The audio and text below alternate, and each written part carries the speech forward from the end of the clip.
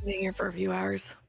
Hello, everybody, and welcome to episode 25 of the Fully Rendered Podcast. It's also technically, as of the 5th in 2 days, the 1 year anniversary of the show. We've made Happy anniversary, guys! Yeah. Happy anniversary, guys! We've made it for a year. Woo! I'm actually quite stoked about it. Put up with me for a year. I'm so proud of you. Yeah. The heroin Thank help. you. Wonderful. Sorry, you were saying, Pidgey? Oh yeah, me and Brian were talking before the show. Like it does not remotely feel close to a year at all. No. Yeah, it's kind of just flown No, but by. it's been a lot of fun. Yeah. I'm looking forward to. Has it been fun? I mean, it's been a lot of Warhammer. Wow. It's been a lot of Warhammer. There's no being Warhammer. There is a lot of Warhammer for this gaming industry podcast. I was going to say that there's no Warhammer on the agenda today. Do we have any Warhammer to indulge the viewers with, Peachy? No, because everyone's gone mad over the old world, and it's just. Fair. Well, that's the Warhammer section out of the way. Thanks for joining us, everyone. About the state of the old world, right? No, but yeah, is it called the old? Whatever. I don't care about it. It's really old models, and I just don't. I'm glad if people do. There we go. That's the Warhammer portion of the podcast done. Yeah, that's fair. Actually, though, so the God Emperor of Mankind. So, Paul, what have you been? Have you been playing games this week since the last episode? I started streaming again. I came back 2 days ago. What have we been? What have we been enjoying? Don't clap too hard; you'll fucking injure yourself. I know, dude. I keep like tripping all over my apartment still, and I've all the time. Like I think I have like a little bit of like little PTSD with everything going. Like, what if I gotta fall again? Right. Oh no, dude. No, investing really. in carpets. I don't have carpet. That's the problem. It's all hardwood in my apartment. Yeah. And right now we're working on she's doing great with her like retraining my dog to like be fully housebroken again, because after like my last dog and everything, that's why the whole mat thing was an issue. So I can't until I'm confident she's not gonna have any accidents. I don't feel comfortable putting rugs down. So right. That's fine. she had a tendency to make beelines for rugs. Right. She thought they were her mats. She's fun. She's great. Oh, but yeah, Patreon goal. Grippy socks for pulp. I have grippy socks, but they don't have toes. They're for yoga. They're really gross looking.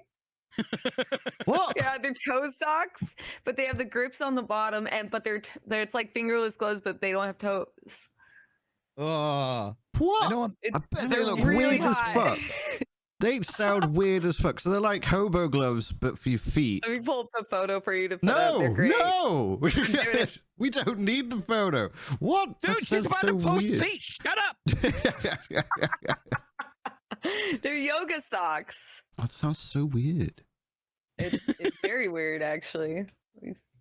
I'll put it right here for you. I'm scared.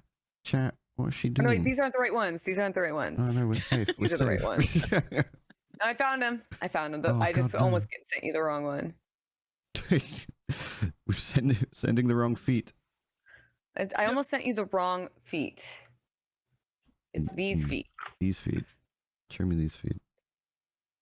That's what they look like. They're nuts. They're something special. Why? I'm not gonna... Why? So when you're doing yoga, you use your toe. You can use your toes still, like the toe strength, but you need to have the grip. I deleted the message. It was making me unsettled. I Why do you need the grippy stuff? Because I'll send you some. Grippy.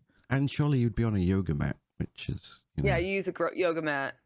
It's so in case like if you get sweaty or something like that. It's bizarre. It's peculiar. They work really well. They're great. That's fair. But games. Games, yeah. I picked up Persona 3 Reload. All right, okay. Yeah. Check that out. And I've been playing a little bit of that. I've been playing PALWORD, not as excessively as some people, but I've been playing a little PALWORD. Right. And I played Silent Hill: The Short Message last night. That was revealed at State of Play. Okay.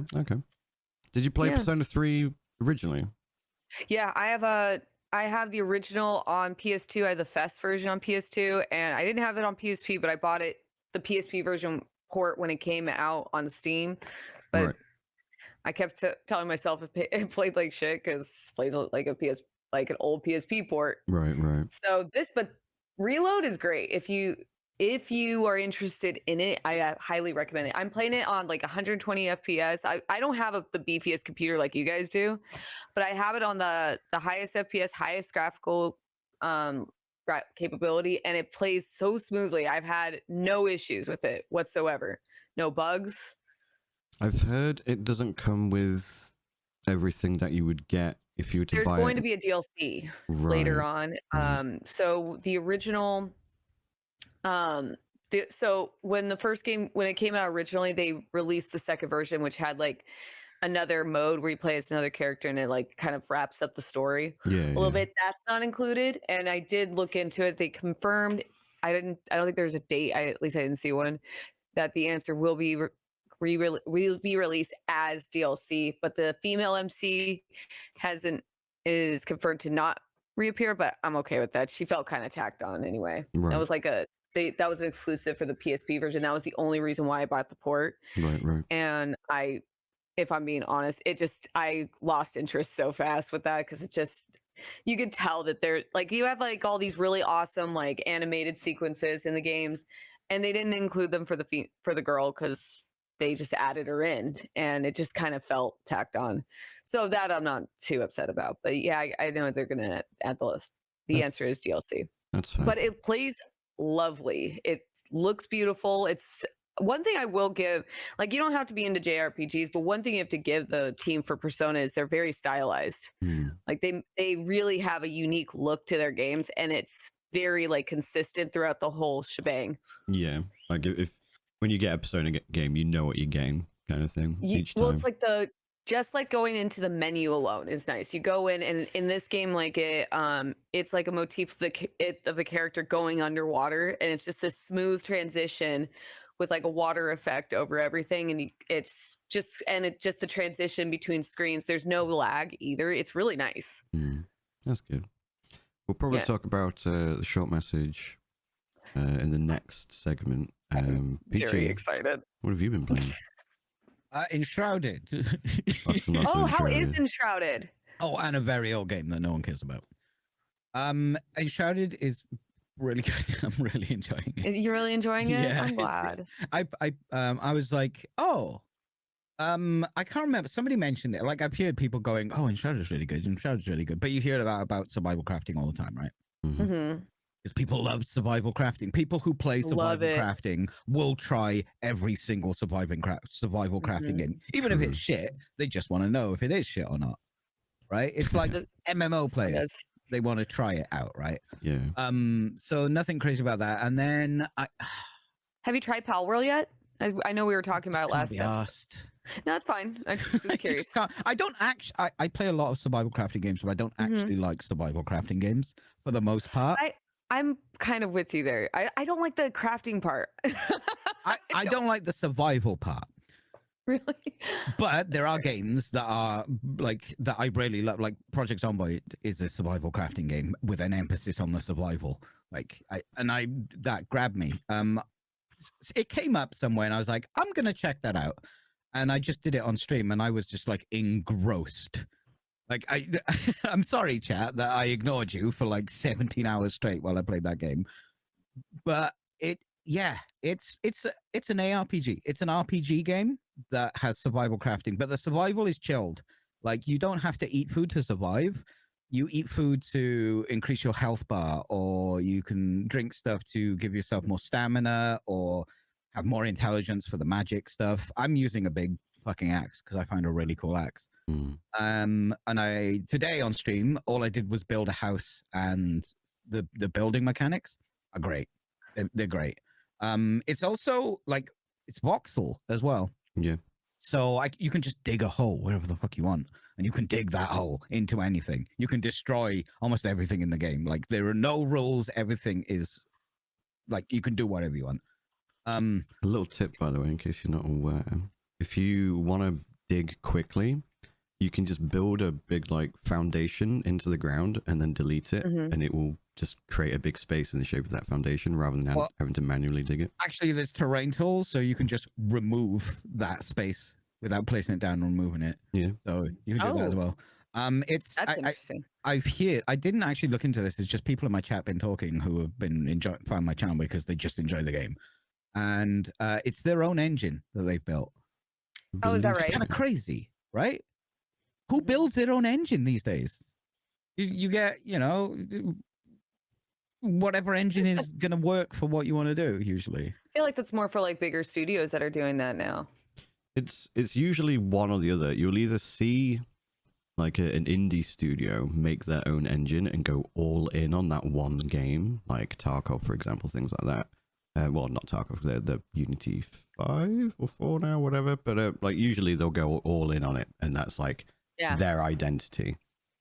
Or it will be a big studio who are like, okay, we want to make a new engine which we'll use for all of our games, kind of thing. In-house engine, like an all-purpose engine. Yeah. But yeah, I think it's because the voxels, the way they're doing it, like like Minecraft is you add the block, remove the block. It's like that, but it's voxel, pixel.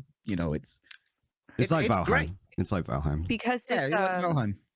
Because it's its own engine. Do you notice any more bugs?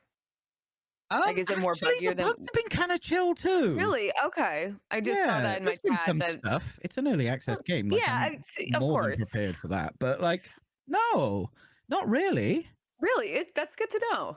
Like the first day, I was like, I'm playing an RPG, and I went and played an RPG. Today, I'm like, I'm building a house, and I went and I got wood and rocks and stuff I needed to build a house. Yeah. I'm just really enjoying it. I'll probably be playing it for the rest of this stream week. We'll see after that. Yeah, I was saying... the filler, Brian, it sold 1 million copies in 4 days. 1 million copies. Yeah, I knew it'd be doing well. For Enshrouded? That's great. Like, that's great. Pre-PALWORD, Enshrouded was like the talked about survival game amongst the survival community. And then PALWORD happened. And I do think PALWORD... some people may argue it's detracted attention away from Enshrouded. I would argue it's actually brought more people in, because PALWORD is through the Pokemon. I'm like inverted commas. I know my husband was playing it for a bit, like how Baldur's Gate, but I know he went back to PALWORD. Seems like I know my husband was playing a little bit of Enshrouded with his brother, and I know the two of them have been kind of like floating between Enshrouded and PALWORD. Yeah, they're very different ideas. They're very different games, from what I understand. But due to the popularity of PALWORD, I know being aimed at a more mainstream audience, that's brought people into the survival genre. And then people have gone, oh, so you like PALWORD? Well, have you considered other survival games? And then obviously Enshrouded is... And they're the same price too, so it's not really breaking the bank. $30 is 30 clams. That's pretty cheap. I just haven't been interested past the initial meme. That Pokemon has a gun. I don't care. That's fine. I don't think there's anything wrong with the game that people shouldn't play. I played about let me pull it. I'm pulling it up right now just so I could see. I have so many friends who are in it right now, but I only played like 5 hours of it. I was joining in my brother-in-law's server, and I got dropped like a bunch of stuff. So it was kind of nice to run around and like have some freedom and just check out things. But my thing, besides the Pokemon having a gun, and I've been shooting everything in the face with a shotgun. I think primarily most of my like fascination with the game has been like a lot of the typography and some of the sounds they use remind me so vividly of like Breath of the Wild, Tears of the Kingdom, like the piano motifs. This is their third attempt at Breath of the Wild, isn't it? Basically, yeah. And there's a lot of because we keep calling them Pokemon by accident, and a lot of them will show up. Yeah, it's the nature of the beast. And I will walk around and I'm just like, how the hell are they Nintendo? How is Nintendo not done shit about this? Because some of the designs are very like, there's like a Gyarados looking one. There's quite a few that look similar. Yeah. I think the argument is all games are derivative kind of thing. Yeah. They haven't directly copied anything. But it's Nintendo. Well, the way I see it is we knew about this. We've seen a lot of these designs of the PALs since 2021. So if Nintendo were going to sue, they would have done it 3 years ago. You know what I mean? That's fair. They did put out a statement, which is actually kind of rare for Nintendo. So I interpret it as we get it, shut the fuck up kind of thing, where they were like, we are aware of the game. If they breach stuff, we will follow accordingly. And that People was have it. actually jumped out and saying, "Oh, Nintendo are definitely going to sue." Yeah, it's like, no, they've like, specifically I don't not think said it's that. Yeah. I think it's more when I play through it, it's like I don't know how, because Nintendo's it's notoriously litigious. Yeah. And when I'm playing, like, what I'm almost like trying to scope out what Nintendo might be pissed off about. Yeah, but they're litigious for stuff that they're like, definitely, yes, this is mine. Also, Yeah, the copyright rules over there, there's no such And their own thing as fans. fair use in their own fans. Japan.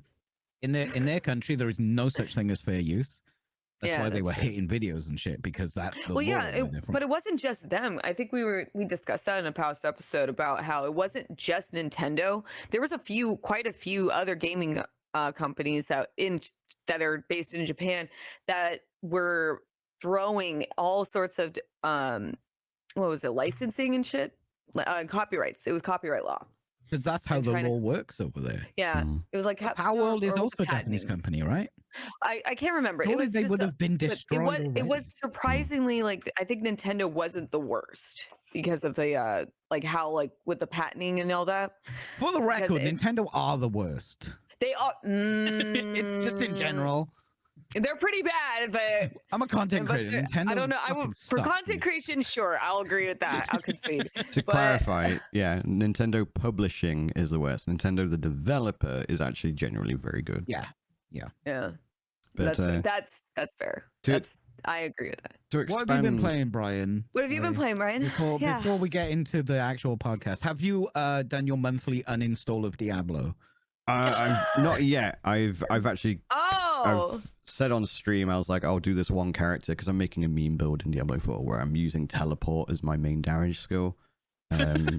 Yeah, like it's what I do in action RPGs. I take a skill or whatever and I try and find a way to make it work and meme on it. Like in the last season, I made a one-shot build where I literally killed every single boss in the game with one button press kind of thing. And that was the bonk build. So aside from that, but to go back to PALWORD, since we've may as well cover some of the other things. 19 million copies sold effectively if you include Game Pass, which is insane. That's actually insane. Obviously, about 8 million of that is on Steam. Because of that, Microsoft has said that it's the most successful third-party game on Game Pass, and they're going to be supporting it, which might mean they'll be injecting some money into that and stuff like that. I believe on Game Pass you can only play 4 players. We lost Pope. Pope! Where's she go? No! Okay, we'll wait for her to come back. She's coming back. Cool. In the meantime, so so I imagine it's probably dedicated servers and stuff like that, because on Game Pass you can only play with 4 people, whereas I believe on Steam it's 32 is the maximum, or 16, 32, one or the other. I mean, if it's making the money and they can find a way to make it make more money, then why would they not do that? Yeah, it makes sense. Nintendo actually did DMCA a Pokemon mod for PALWORD. So we got a Pokemon mod really, really quickly. Welcome back. Oh, you're muted. Bear with me. I've been having issues with my internet past few days. Of course they came down on that. That mod literally just took Pokemon and put it into PALWORD. Yeah, it did. So so there was some litigiousness from Nintendo. So they did the DMCA the Pokemon mod. There was the whole AI thing. So obviously they were accused of using AI in PALWORD, and it was all because of this one guy who was just like, they're using AI, and then someone else was like, yeah, the guy who makes the game said he likes AI, and out of context people were just like, oh yeah, it's using AI, and there's actually no evidence of AI being used. It comes from one of their first games where the main mechanic was AI. So it was like an imposter game, and you had to find the AI who drew some art, basically. And then it's all gone from there. Also, he's a crypto bro. There's NFTs in Craftopia. Yeah. So he's definitely in that alleyway of tech bros. But I like everything I've seen is like they're saying, look how similar these meshes are. I'm like, right, but that mesh is different. Yeah, 100%. Like, yes, I know what you're saying, but that mesh is different. Yeah, the Pokemon fans got in a big frenzy of trying to find things wrong and then latching onto anything and everything, and then it turned You out leave the multi-billion-dollar company alone. I'm sorry, I'm so sorry, but yeah, the Pokemon fans were very. There's something else. Yeah, man. they were very feral about protecting Pokemon, which is weird because if anything, surely the success of PALWORD is going to make Game Freak / the Pokemon Company go, oh, maybe we should stop making shit games. Yeah, if anything, you're right. I haven't played. I own Pokemon via Scarlet. One of them. They're the same. The ones with the bike Pokemon or whatever, right? Yeah. Yeah. Yeah. The Daddy and Mommy edition of Pokemon. The Daddy and Mommy edition, yeah. And I think I picked up like I have like the last 3 that came out on the Switch. Like I bought Sword and I think I got Brilliant Diamond, and I just barely touch them because they're just not that. It's yeah, exactly that. Well, it's like sorry, Game Freak, you're not making really good games right now. The formula's barely changed since Red and Blue, frankly. It works great on handheld, like perfect. But once you like blow it up on the bigger screen, it's like, well, maybe, is it Scarlet and what's the other one? The latest one, Scarlet and whatever. Violet, sorry. Yeah. They're actually notorious, for being hella buggy. It was like really bad. But in a way though, because I do remember all the memes about the bugs, and there were some legitimately funny ones. But they shouldn't be there. They shouldn't be. Arceus is pretty good, but that's not like a mainline Pokemon. Is Arceus the one where your character can throw a Pokeball like just clear across the map? Yeah. But Arceus is pretty good. It's not your standard Pokemon game though. Maybe that's why. I heard it was pretty fun, but it was a different format. It looks like absolute shit though. Yeah. Like it looks like it's the graphics edition of version of using crayons because it's on the Switch and they're trying to make a huge world. But it was pretty good. And the character designs are nice, and you got your Pokemons in there. And yeah. I mean, I just remember. I didn't pick up Arceus because I never really, outside of the mainstay Pokemon games, I never touched any of the spin-offs like Pokemon Dungeon or Mystery Dungeon. That was the one, and there's a whole bunch of different ones. It's like I'm not that crazy about Pokemon personally. So like when I go into PALWORD, like I said, I would look around and see like, oh well, there are just some noticing like certain similarities, but like nothing that like I'm not gonna go after the developer. It's more of like, that's really similar. Yeah. Interesting. I wonder how Nintendo feels about that. Yeah. At the end of the day, though, I guess we'll see what happens because. So they're really trying to go after the Pokemon fans. I feel like if Microsoft they're rallying against PALWORLD. If Microsoft are behind them, like Microsoft is a lot bigger than Nintendo. Nintendo is big. But Microsoft is a lot bigger. I mean, now, maybe not personnel-wise, but we'll get into that later. But like, I'm sorry, that's a terrible joke for people who are losing their jobs. But I don't know. I just feel like we all saw this a couple of years ago, and Nintendo have done nothing. And when Nintendo go down on something, it's because they're literally using their IP. This isn't literally using their IP. It's going, well, here are our monsters. Like Digimon. Like Nintendo didn't sue Digimon, and Digimon was like, hey, we're going to make a Pokemon too. Digimon is superior to Pokemon. But they made sexy Pokemon. They made some weird ass thing. There's so many sexy ones. I remember Digimon. Looking fox turtle turn into, and it's just like what mommy? What did that come Sorry, mommy. Sorry. But I feel like Digimon was pretty. What are the rules? There were none of the rules, and I love that all of them ended in Mon. Every single name ended in Mon's. Like, man, you're not even trying to hide it. Good old video games. And I love Digimon. Yeah. Should we move on to the state of play? PlayStation. Is it PlayStation state of play or Sony state of play? PlayStation state of play. So there was a few things shown. Let's bring it up on screen. I'll just do it in order that they appeared. So we had Helldivers 2. I think it looks really good. I was initially concerned that they were moving from the whole twin stick shooter isometric to third person. I think it looks great. Yeah. I remember seeing the original announcement. the first announcement trailer for Helldivers 2, and I already put it on my wish list. I'm ready for it. Yeah.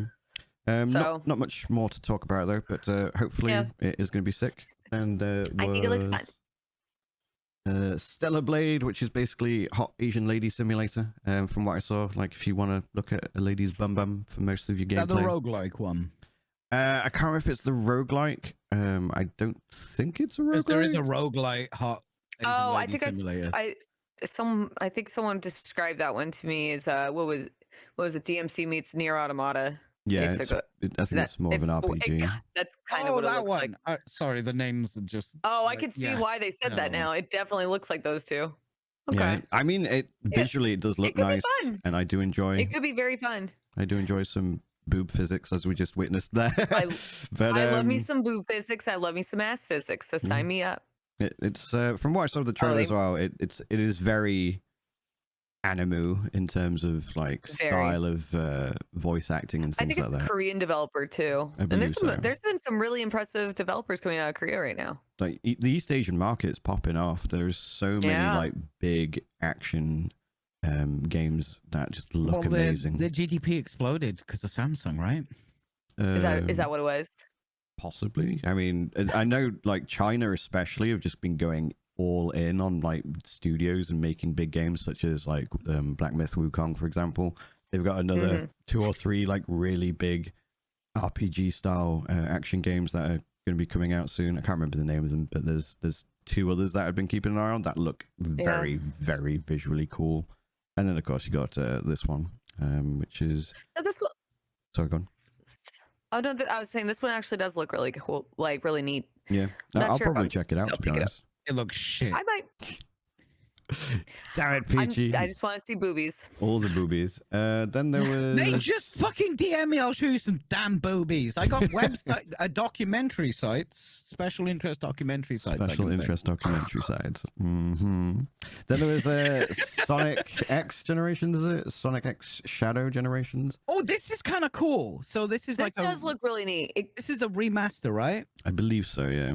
But, it is? Yeah. So the original is really good. Like the 3D levels are like peak, I would say peak Sonic 3D, and the 2D levels are basically, they know how to do 2D Sonic now, and that's like solid. But the new re-release has got all these Shadow 3D ones, which I think that's great. Let's get some more good Sonic 3D, because Sonic 3D is very hit and miss. Yeah, it looks like it's going to be a Shadow is a bit cringe, but also he's got that meme energy that you can like. Shadow is very it's not cringe. Just I like that it's not just a hey, we've remastered it. It's like, no, there's new stuff with a whole new character going on. Yeah, which is, I think that's cool. Then you've got Square Enix's Splatoon. Or what Square Enix have actually said is, please stop calling it Splatoon. They've actually put out a statement saying, stop comparing our game. You confused me so much when you called it Splatoon. I was like, what? It's like, isn't that a Nintendo game?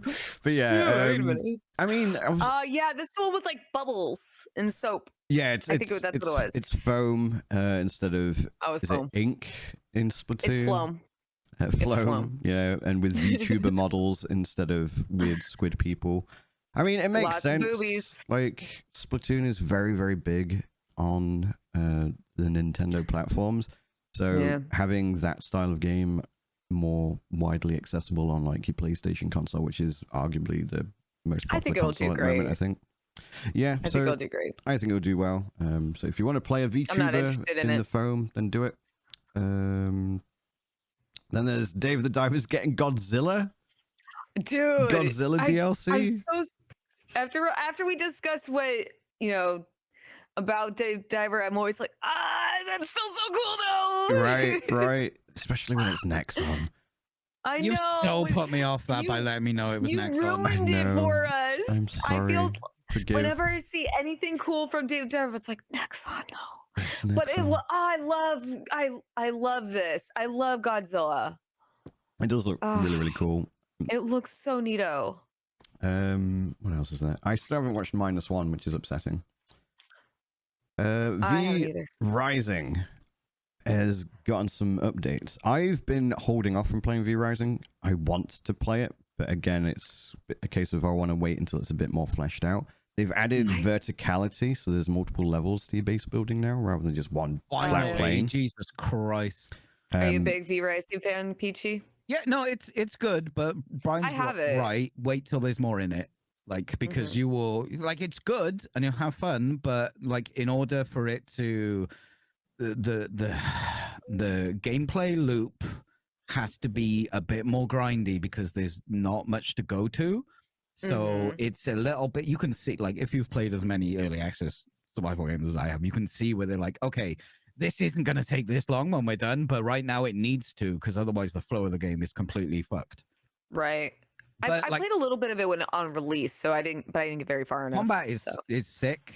They do keep tweaking it. I haven't actually tried it for a while. The like leveling up and stuff. The grind is a nightmare at the moment, but that I don't think that's a final product. I think that's just a product of, well, we need to slow you down because there's nothing after this and the flow is going to be ruined. It's a cool game though. It's a cool concept. Yeah, it's a great concept. I remember playing it a little bit, but I just like was not in the mood when I was playing it, which is always the worst when I play a game and it's like you're not right in the mood for this type of style. And I was just like super checked out. So I do need to give the game another chance because I've always heard good things about it.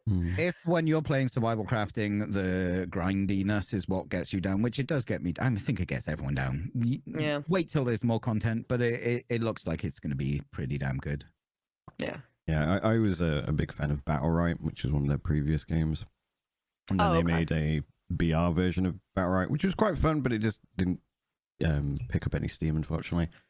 But so I've always been keeping an eye on V-Rising, being like, ooh, this could work out really well. And everyone that I know has played it has been like, yeah, it's really, really good. But they end up binging it and just blasting through it because of how fun it is. Yeah. And then, yeah, you end up like burnt out. And then it's like, okay, what do I do now? Well, we could do the content all over again.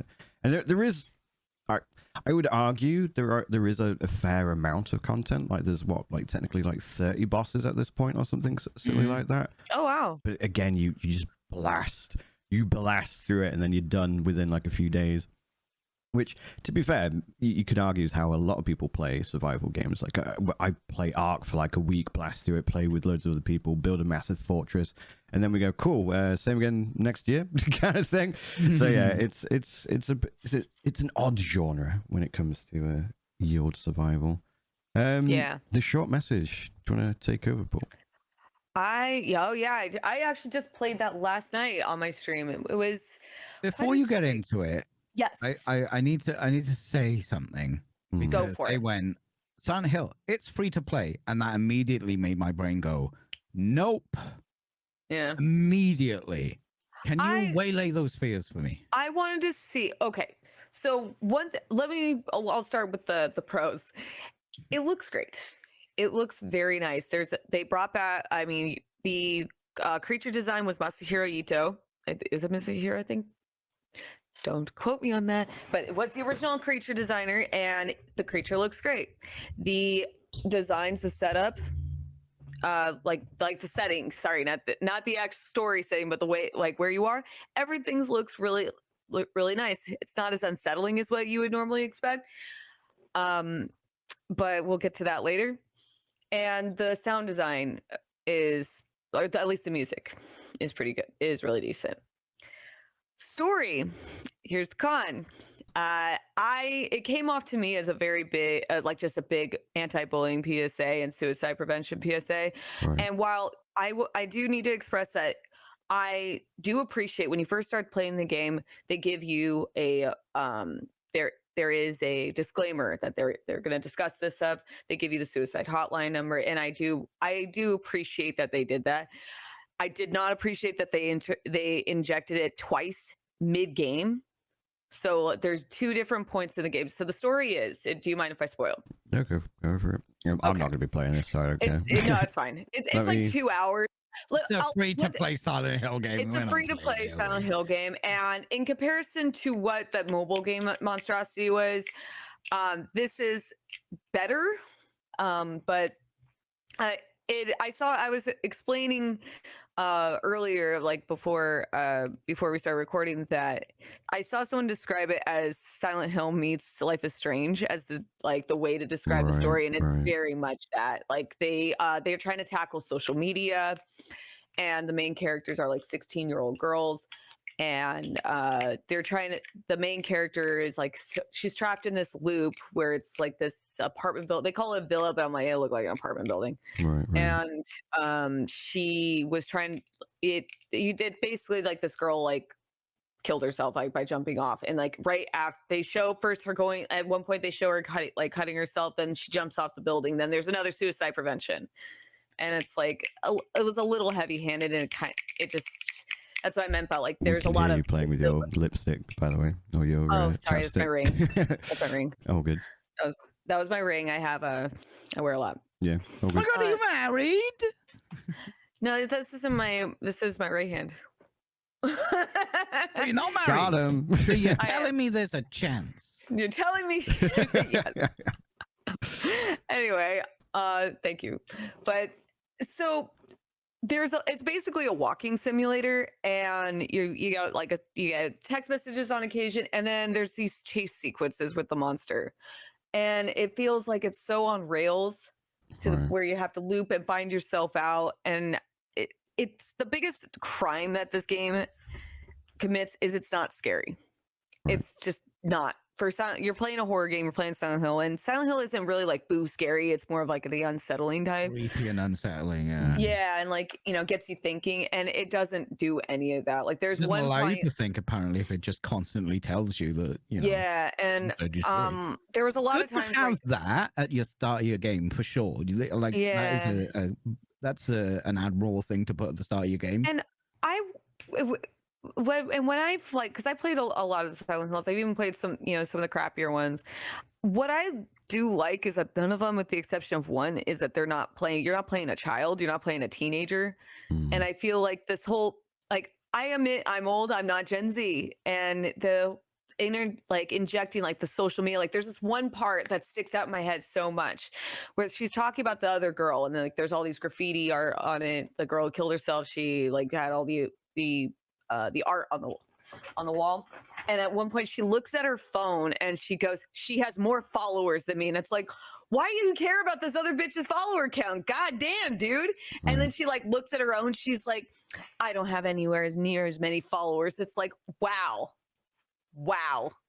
And then she goes to the top, and that's when like the reveal that the girl jumped off the building, and she looks at her phone again, she goes, she's still getting more followers than me, and it's like, wow, bitch. I mean, she is that not the point? Yeah, so go on. As an adult, like, I'm like watching this going, I know that's what social media can do to people. However, it's more of like, I don't think it works well with the kind of, it's just too heavy-handed. It's very heavy-handed, and like I said, I admit, like, I'm not Gen Z, and when I'm playing it, and I knew that they were going to be tackling bullying and social media, it just doesn't work at all. Right. I think there's probably a two-prong approach to this, because there are studies that have confirmed that like Gen Z are horrifically depressed because of social media, and personally speaking, I do think it needs regulation. They discuss that a lot. They do, like, there's notes in it, like they're really trying to hammer that home, and I think I understand that that's what we're trying to tackle with this kind of concept, but not. I don't think it was done. They haven't tackled it intelligently yet, because there is definitely room for that, because that is a thing that needs to be addressed. Yeah. But I think you need to be smart to do it, otherwise people aren't going to fucking care. I don't think Gen Z are going to be playing this game. Well, and that was going to be my second point. So the first prong is that they're trying to tackle this real life problem that is kind of specific to Gen Z. Yeah. But also the Silent Hill franchise is obviously more of a millennials IP kind of thing, let's say. Yeah, that's what I'm getting at. Releasing this free-to-play game to that audience is probably a way to try and draw them into it. So when the Silent Hill 2 remake comes out, they could be like, oh, let's move from the free-to-play game and invest in this new one and get that. So it sounds like it's probably just a marketing tool, to be honest. I think the thing is, it's like, we're not... you're right, because this is not an IP that I think Don't this forget, kind of Silent Hill came about because of a marketing thing. They went, oh, Resident Evil is good. Let's make one of those. And the only reason Silent Hill is good is because of the people who made it. Okay. So what I would argue is you're right. This is not a franchise that Zoomers tend to be like playing. They're not the fan base. This is not the demographic. That's not the demographic that is going to be drawn into the Silent Hill franchise. I don't know. Maybe I haven't heard any. But so when you're tackling, I have to stop doing that. When you're tackling this kind of, it's a nervous fidget. Okay. When you're tackling this kind of commentary or like this kind of material, I feel like it's misdirected to the audience. It's not. What are we doing in a tangent way? Zoomers aren't stupid. They're probably more clued up than we are. No, they're smarter than me. I can tell you that. They're a lot more technologically savvy than I am, for sure. We only went to university because we were told we had to. We're not actually smart.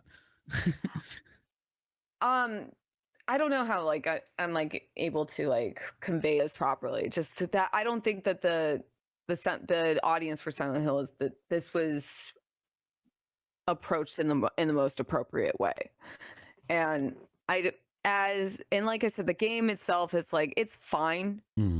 It falls very story-wise, it ends up being pretty predictable on like what it's trying to convey to you, and it is very heavy-handed in the messaging. And that's I don't think it was that effective, in my opinion, because like I said, like as an adult playing it, I'm just like, I don't really. None of this is impacting me whatsoever. So what you're saying is the woke mob have ruined video games. No, I'm kidding. No, not at all. I'm kidding. I'm kidding. Right. To be clear, I think anyone who uses woke unironically is a twat. I hate when people use the word woke. That's what I'm trying to say. Like, I appreciate what the fact that they did have the disclaimer at the beginning. I do appreciate that. Yeah. And I just don't need to be plastering it all the way through. It's they do it 3 times throughout, like it does twice. seem that they like every 5 minutes they're like, are you getting it? Are you getting it? Is this too smart for you? And that's why no, Silent Hill, it's not too fucking smart for me. Get on with it. Yeah, I know. I've been playing Persona 3. I played it a little bit afterwards, and they do a disclaimer there too, because it does deal with the same thing. The kids are pointing guns at their head in the game, but like you only have to do that one time and be like, all right, got it. If this is like the kind of material I'm not interested in, I'm pretty good with that. You tell me, like, give me like a trigger warning of a couple of things that are in it, and if there's something there, I'm like, I'm not quite that interested in that. Check right the fuck off. But when the girl it starts when you get to this one plot point, and I think both times they do it, the main character from because it's first person, and she jumps off the building herself, and then it feels like the game ends because it gives you the disclaimer again, and you're like, oh, we're still here. Right. I got it. Yeah. I got it. I'm not. So it's like you get to a point where you're like, okay, I got it. I'm not gonna jump off a building. Right. Jesus, why have they done it 3 times? It's probably to err on the side of caution, where they're like, this is very heavy material. I understand. This is a very sensitive. It is a sensitive subject. Yeah. That's why I'm struggling to convey my emotions about it myself. Warning like that, because we all have days where we don't have the spoons to deal with that right now. Yeah, but you just do it in the beginning. Just do it when you start at the game, and that's fine. I don't need to be told multiple times. You got it? Are you getting it? Don't do this. Call someone, and it's like, I got it. Please. It shows a lack of respect for their audience, doesn't it? Right. And like I said, the biggest crime. So it's just a big PSA. It's a free PSA, 2 hours. But that can be done really well with good writing and stuff, not by just. The writing is just not that great. And like I said, one of the biggest crimes this commits is that it's not scary at all. I was telling my husband after we play, I was like, I was wandering around. It's all first person. It's like, oh boy, here we go. And every time I would turn around, I knew something was going to eventually pop up behind me. And when it did, I turn around, I'm like, hey, how are you? It's just. It was not and I'm the biggest weenie ever. When I play games, I'm a huge weenie, and when I'm not scared, it's not scary. Right. What did you think of the Silent Hill 2 gameplay? I'm withholding judgment on it. I don't. Can I go then? know Yeah, go for it. Because why is that gameplay trailer combat? yeah. Why? It doesn't like need to be. Silent Hill had combat. It sucked. It was mechanically shit. But I guess they leaned into it and were like, well, you're not very good at fighting. Yeah? And it shows in this that you are not very good at fighting, but the entire trailer was combat. The entire thing almost was just nothing but combat. Why am I being advertised a Silent Hill game with their combat? I think this may sound like a somewhat cynical answer, but it's because action games sell better. Say so, yeah. But it's Silent Hill. Like it looks like Homecoming. And also, look at that combat. It's shit. It looks like Homecoming. And I am fine. We all remember how good that was. I am absolutely fine with Silent Hill combat being shit. That's not why I'm there, right? And like, oh, I can do something, but it's not very effective. Like that at this point, that is part of Silent Hill. But don't show me a trailer with combat. No. It's such a dumb choice. I thought the reveal trailer did a better job, even though it wasn't combat. The reveal trailer did a much better job. They showed just a small brief amount of combat, even though it was just cinematic. And that's all, because to show like, hey, you also get to bash things a little bit, but that's not what the game is the games are about. If their combat was like flashy and cool, like, okay, I understand why it's in. I'd be a bit confused as to why this isn't a Silent Hill game, but I would understand why it's in the trailer. But like, there's multiple shots where you've just got a stick and you go whoop. Yeah, it doesn't really do anything. It doesn't look cool. It's just someone hitting someone with this. It's just the stupidest trailer ever. And now I don't care about Silent Hill. I think that's one of the problems. So I'm withholding judgment because I'd like to see how it's going to actually play out when it does come out. I noticed like graphical issues, like with like his hair glowing throughout a lot of the trailer, and I think I got tagged in a tweet about how the leaker apparently like the game's been finished for a while, so that might be old footage, which I hope so. However, that's usually the case, to be fair. Yeah, but we already like with Silent Hill, like the first there was Homecoming, which was more combat focused, and these games are not about combat. So I agree. Like, why is it all combat? It's a little nuts. So, but you're right. That's what sells. People want to see good gameplay, and I don't care. Yeah, I think it's the problem with marketing. Like, depending on who your marketing team is, they will either go, let's lean into showing what we're good at or what we're about, or they'll go, Blooper wasn't really ever good at combat. No, but I mean more from a what is Silent Hill? It's a suspense driven kind of game, whereas the other like way to do marketing is to throw as big a net as possible, and the bigger net is action combat. So showing all the zoomers and stuff like that, going, look, we've got action combat. Resident Evil 4, anyone? You know, kind of thing. Have good action combat, which they don't have. But they don't have. What's going on with Konami, at least in regards to Silent Hill, is like I don't know what exactly they're trying to do with actually I know exactly what they're trying to do. They are trying to draw in a new audience instead of like just focusing on it is a cult. Like the older games, people love them. If you like just that first remake trailer, like we were just saying, looked great. I was actually pretty stoked on it. Now that you've shown only combat, which was clearly trying to draw in more new people, it's now the older fans are going like, all right. Probably also worth pointing out that the marketing teams... There's this juxtaposition with what they're trying to do. Yeah, it's probably worth pointing out that the marketing teams are often like kind of disconnected from the developer as well. Right. So like a good example... Konami needs to get a better marketing team.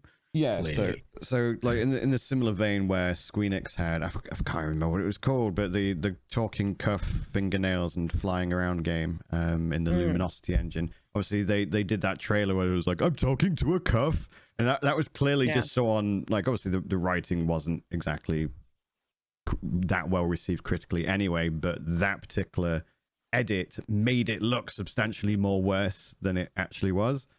So this could be another situation where someone's gone to the editor and be like, show off the action combat scenes because that's what sells, No, and then they've you're just gone, probably okay, right. cool. You know what I mean? The only the frustration when it comes to, at least in this particular example, is the game. These are not games that are designed to have good combat, or they never were prior to that. I mean, now maybe they're trying to say like, hey, actually it has good combat now, which, I mean, that's fine. But if it is going to, but we don't play, most people don't play horror games for combat.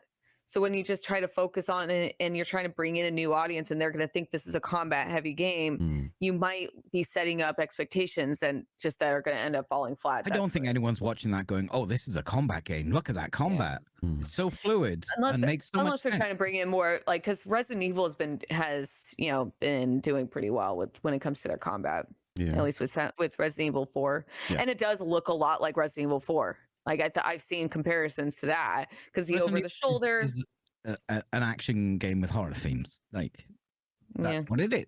Yeah. Well, the first person ones aren't. They're definitely more scary, but like I don't know. It's just a terrible trailer. They fucked up. It is. Yeah. It's for what they're advertising. It's not a good trailer. Yeah, I suspect it's probably a disconnect where they said, editor, do these types of scenes, and he went, oh, okay, or she just was like, okay, whatever. And if that tweet I saw was true, that it was older footage, like maybe it's a little bit more like they honed it in a little bit and like tightened it up, because there was like, you could see, like, especially like in certain areas, his hair was like glowing. Like, so I'm really hoping that's just older footage, because I saw an article that I think it was Bloober, who claimed that the game was pretty much finished. Yeah, that is usually the case, because obviously they have to get that footage shipped off to allow time to edit it and stuff like that. So that is normally the case, that it is a couple of builds behind. This next one, I'm actually, when I saw the original trailer back, I think it was Summer Games Fest last year, Judas, it's the next game from the creator of like the Bioshock series. I think it looks sick. Very, very much looking forward to it. Do we have any Bioshock fans on the panel today? Me. You? Yeah, so are you looking forward to Judas? Bioshock fan who was like, well, Bioshock just ruined the entire genre.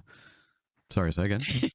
Wait, what did you say? I didn't actually catch that, no, sorry. Oh, I like immersive sims, which System Shock was. And they made Bioshock, which is the first-person shooter game. Tim Levine's actually working on this one, isn't it? Or is his production company? I'm the guy who prefers Bioshock 2. Right, okay. 2? Okay. No, 2's fun. 2's good. Yeah, but most people like 1. And I don't know, they're fine. I like Bioshock games. I just like, well, you came off System Shock and you made this. Well, 2 plays better than 1, for sure. Yeah, it like leans into it. It knows what it is, and like, oh no, we're this. It feels like they kind of you're a first-person shooter, which is fine. Yeah. Well, what most people like 1 for, what, like, just for like how revolutionary that twist was when it came out back then. But when you go back to playing it now, it's not really the game isn't really that. I mean, it aged fine. It's fine. The game is fine. The remasters they did were just shit and terrible. Oh my god, yeah, I know. What's our vibe at this point? Judas, It's probably. But gameplay wise, 2 is way better. Yeah. Yeah, for sure. because it's not trying to like bridge a gap. Infinite plays well. What's our vibe for Judas? the game that we're talking about. I don't know. It didn't really tell me anything. Do you not think it looks good, or? I'll keep an eye on it. I'm interested. I was going to say all trailers look good, but we just talked about the Silent Hill trailer.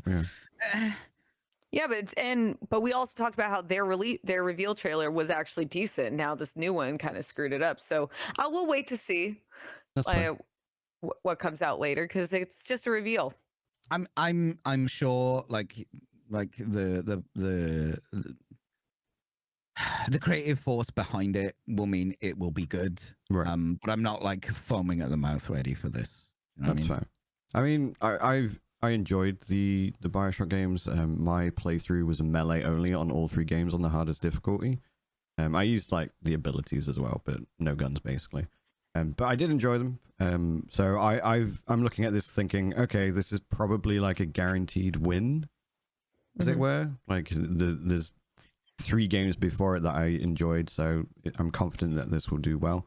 It looks like it could be visually quite pretty as well. So I've got my hopes up for this one, let's say. I'll wait. I was waiting on a different immersive sim, which we'll get to later. Yeah, I already know which one you're thinking of. Uh-huh. Metroid Awakening VR. I mean, more VR is good in my book, but it's PlayStation VR and sadly, so. Let me just dust off my VR set. Where the fuck even is it? I still use mine pretty much every day. Like I watch movies and stuff through it. I mean, I did. That was a meme because it's literally by here within reach. Because I do like, use it a lot, but mine's within arm's reach as well. So, but yeah. I use it have for like VR. media and stuff. The games kind of suck. Although, again, like it seems like VR games are getting a bit of a revival. We've got some pretty big There's games been a coming out. few good ones. I don't have VR. I've already explained, like, I don't live in a place where I can have VR set up, but there have been a few. I did exactly in my chat. Pulp damn near broke her hand doing VR, so there's that too. But So then she finished the job by not. then wearing I finished the job. No, my dog did. My dog's like, you can't even do that right. Let me fix this for you. No, there have been some really good games or good looking games on VR. I'll be on Steam and I'll be like to go check something out. It's like, oh fuck, it's VR. They won't look like that on. The one I don't have. Do you know what I mean? Sorry, say again, Peachy. They won't look that good on your headset that everyone owns. Like, do you know what I mean? Like, you want some high end stuff if you want to experience the most visually stunning VR, and still, even then, it's going to be a step down from the most visually stunning PlayStation game or PC game, right? I think It has to be. the immersion makes up for it though. Like, Yeah, I don't think know. I've ever Like, played a there VR is- game and been like, oh, the graphics are a bit shit kind of thing. I mean- immediately get over it. Yeah. I also yeah. admit, like, very, very, very petty complaint about VR because I'm looking at the trailer you have up now. I can't. It takes me out so bad when I see the floating hands, the floating like weapons. Those I are understand- actually immersive when you're in there because you've got. I this imagine feedback. so. Yeah. Yeah, I imagine so. It's crazy. It's Does funny look to goofy see these. though. It looks so goofy. Yeah, that's the Like, thing with "Ooh, my showing off hands are floating VR in as front of well. me." Like I find the only way I can show off VR is by going boop and putting the headset on. So on. like, you do not. If you watch someone playing VR, you don't get it. Yeah. Like I played No Man's Sky for years and years and years, and then I did the VR, and I'm like, oh my fucking god! And I Yeah. watched my thing back, and it's like, what? This is just the same as it always been. But it is Yeah. just it's the immersion. It is the immersion. Yeah. It makes it does Oh make yeah, a huge it's totally difference. different. When I play VR, the few times I play VR, it is entirely different. And then I see video footage of me playing VR, and I'm like, God, I look goofy as hell. The only genre two genres that I think have nailed the use of VR is racing games and like flying games.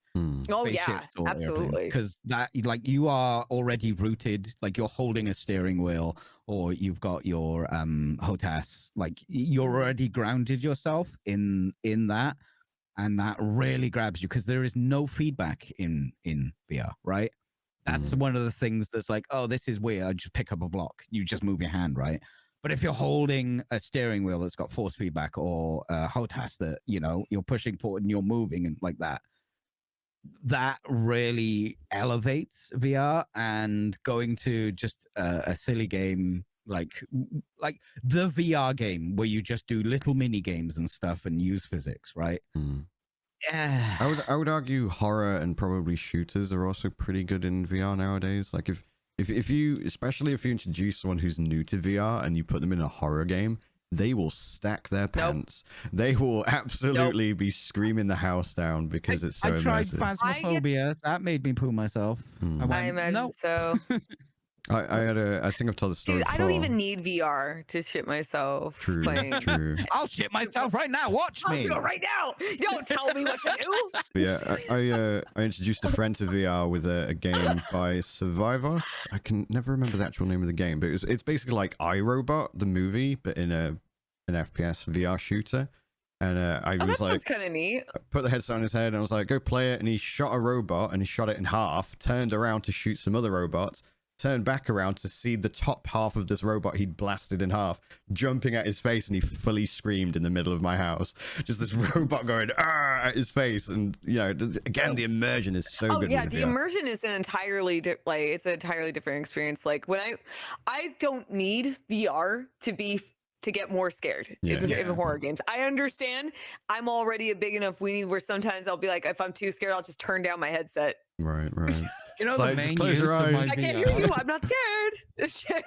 Want to know? This is dumb, right? I do use it for racing, and Elite Dangerous is great. That's I didn't even think about that until you brought up racing. It's just the grounding. It's and also something you can't do in video games is if you're racing, and seeing if there's someone there. You can just go like look that out the window. You can literally just look at it. It's brilliant for that. But I usually use it to watch a movie on the giant ass screen that could not possibly exist in physics. Yeah, I do that. I have a projector. I have a 110-inch screen downstairs in my living room, but sometimes, especially for social events, you could just create a cinema in a virtual space, hang out with some friends, and you're watching a movie together. Yeah, me and my girlfriend have hung out and watched a movie in VR. Yeah. Absolutely. It's just that lack of feedback, which racing games do nail. Yeah, 100%. The next thing, I understand. Dragon's Dogma 2. Which, I haven't played the first one, but I heard it's good. Oh, it's basically a CRPG with Monster Hunter combat. Imagine you make a party, you're doing all your RPG things, and then you can mount giant trolls and fuck them up, and there's griffins and dragons, obviously. There's a collection of there's a sequence of words there that you just said. yeah. So you sound like Silent Hill's PR team. Words, just cool words, put them together. Words. But I mean, that's what they've shown. They obviously trolls, griffins, dragons, etc. You can mountain a lot of trolls, huh? Oh yes, many. Got them wet and everything. The immersion. Immersion. I'm very much looking forward to Dragon's Dogma 2. I just think it looks fantastic. Dragon dick. Are you guys into it, or? I think I have it on wish list. I bought the first Dragon's Dogma because I wanted to check it out. I heard really good things from a friend of mine, and I've been meaning to. Two of them. Dragon's Dogma and Dragon Dogma. So there's Ascension, which was kind of like an enhanced edition, which does arguably make it a lot better. It's kind of I think that's the one I picked up, actually. I couldn't actually get into the first one. I don't know what it was. Did you not? Yeah, but I'm not a big fantasy guy. I like some fantasy, but I'm not a big fantasy guy, and it just didn't grab me. Although it does look cool now because I like mechanics, and those are some mechanics. Yeah.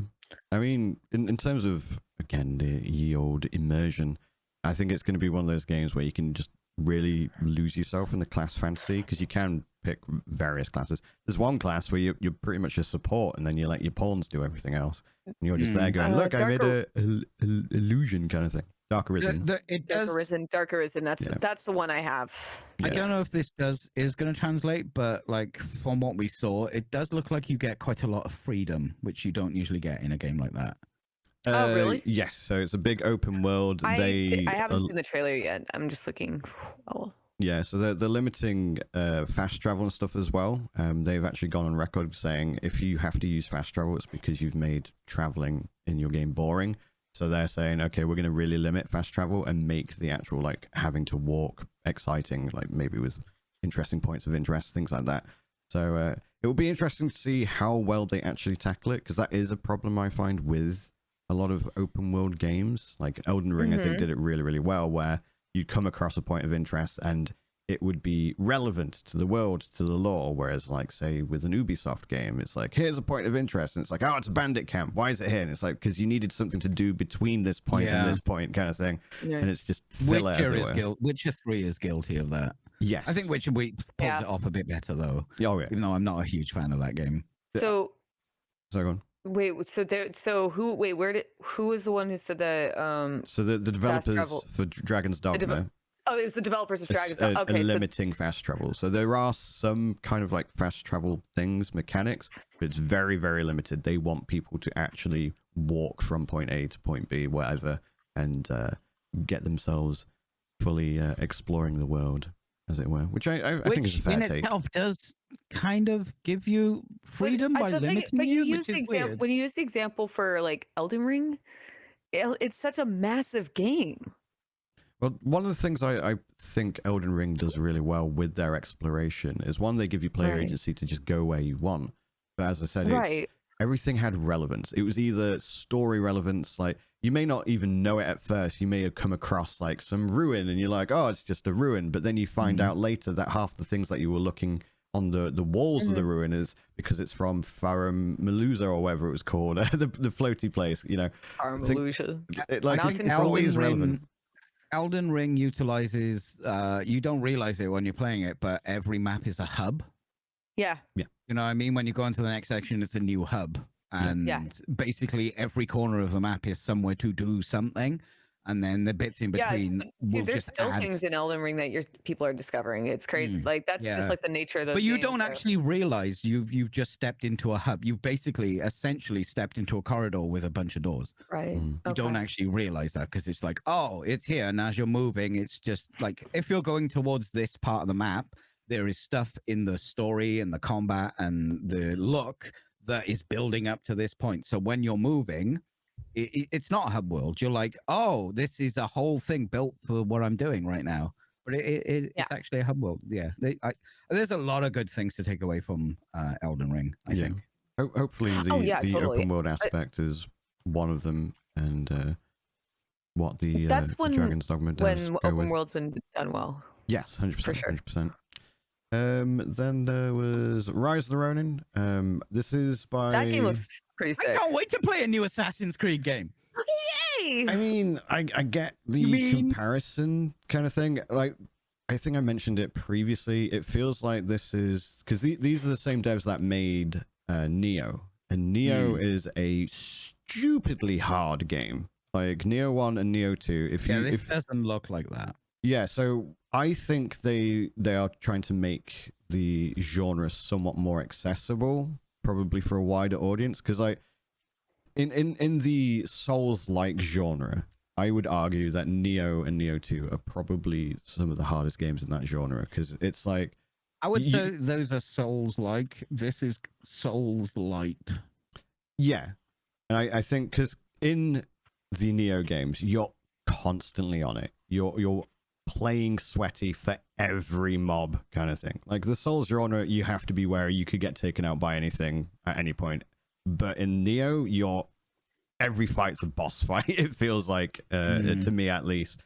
And I think this is them going, okay, let's make it a wee bit more accessible. Let's make it, let's have our formula injected into it, but make it appeal to a wider audience. And honestly, I'm for it because the gameplay in their games is good. So if they can, game I saw, Ghost of Tsushima. That's it feels like that and Assassin's Creed just kind of put together. Because I don't think the way they want you to traverse. Oh, I just looked over at the glider. Is that the? It kind of looks a little Creedish. Yeah. As you're moving through the world and experiencing the world, I don't think that lends itself to a proper hardcore Souls-like, because that you're like, everything is an enemy now. In Souls-like, that's what it's like, and you can't really do that if you want people to traverse and experience your world in that way. You know what I mean? Rather than just 3 steps forward, 2 back, 3 forward. That's what a Souls-like is like, right? Right. And you can't do that if you want to do this open world, like actual people existing, a world that's living and breathing. I don't think you can be that hardcore with it. And it looks like yes. It looks like yes. But when I saw it, I went, that's Assassin's Creed right there. Right. Yeah. But what's the worst thing about Assassin's Creed? The combat is boring. You push a button, you're a murder god. That's the problem with Assassin's Creed. Yeah. And I don't have that fear with this I don't really think that I'm keeping my eye on Rise of Ronin. I think it looks good. Yeah. I mean, when they first announced it, I was like, ooh, samurai, but like 19th century. So you get to have a bit of like muskets and stuff in there thrown in as well. Yeah, so, there was a flamethrower. Yeah. Did I see a flamethrower in there? Yeah. So I think it's a cool aesthetic to go with, like, rather than let's just do samurai over and over again, which kind of gets a bit old hat. Like even Vikings, like when obviously God of War the reboot occurred. Yeah. Suddenly Vikings were the thing and everyone's doing Vikings, and then it feels like you get like, oh, everyone's doing samurai, but this is a slightly different, more modern take on it. And yeah, I'm looking forward to that. And every game needs a glider, let's be real. I'm looking God, forward to gliders this are one. the new fucking grappling hooks, aren't they?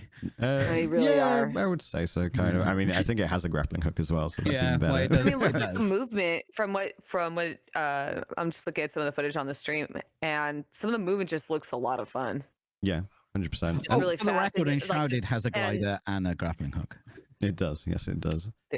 There's one in PALWORD as well. Yes. Yeah. It's kind of necessary. To be fair, I feel like at this point, if you don't, it does make it, or it can make traversal in a game feel kind of like laborious, I suppose, if you don't have a grappling hook Dragon's and things. Dogma's on about, right? If you're doing open world, having things like gliders and grappling hooks are kind of a necessity because it kind of it can opens make up it the feel world a lot more. a bit more fluid. I don't think that's what Dragon's Dogma is doing. I think with Dragon's Dogma, they don't want you to go in, oh, click on town, you are now in that town, kind of thing. No, but like traversal is boring, right? Just give players jetpacks constantly. Doesn't matter. It doesn't matter if it works in the setting. Just give the samurai jetpacks. Yeah, I don't think that's working out for Suicide Squad. Anyway. There's Until Dawn. Do we give a shit about Until Dawn, really? No. It's a fucking remaster. Who gives a shit? None of us. It's long overdue. None It's of long us overdue. have really looked at No remaster is overdue. No, I mean, is overdue. they should have done this if they were going to do this, they should have done a long time ago. It's an old game now. That's what I was meaning. That's fair. People don't They care. shouldn't have. It should never happen. Maybe in 20 years. Wait, how long's the game? How long? Oh shit. It's how not long? 20 years old. It's from 2014. If your game is unplayable, remaster it. Yeah. If no one can play it right now, remaster it. Hold on. No, I mean, it's not 20 years. It's a we game can that assert that. It's probably about 10.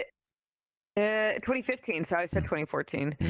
It's a little too late at this point for the remaster. No, it's still too soon.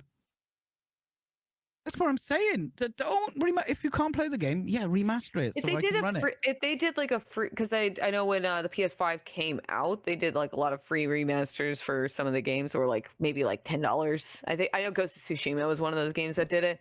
I would have been fine, but I'm not gonna rebuy that game. What generation was it on? Ghost of Tsushima was on PS4. No.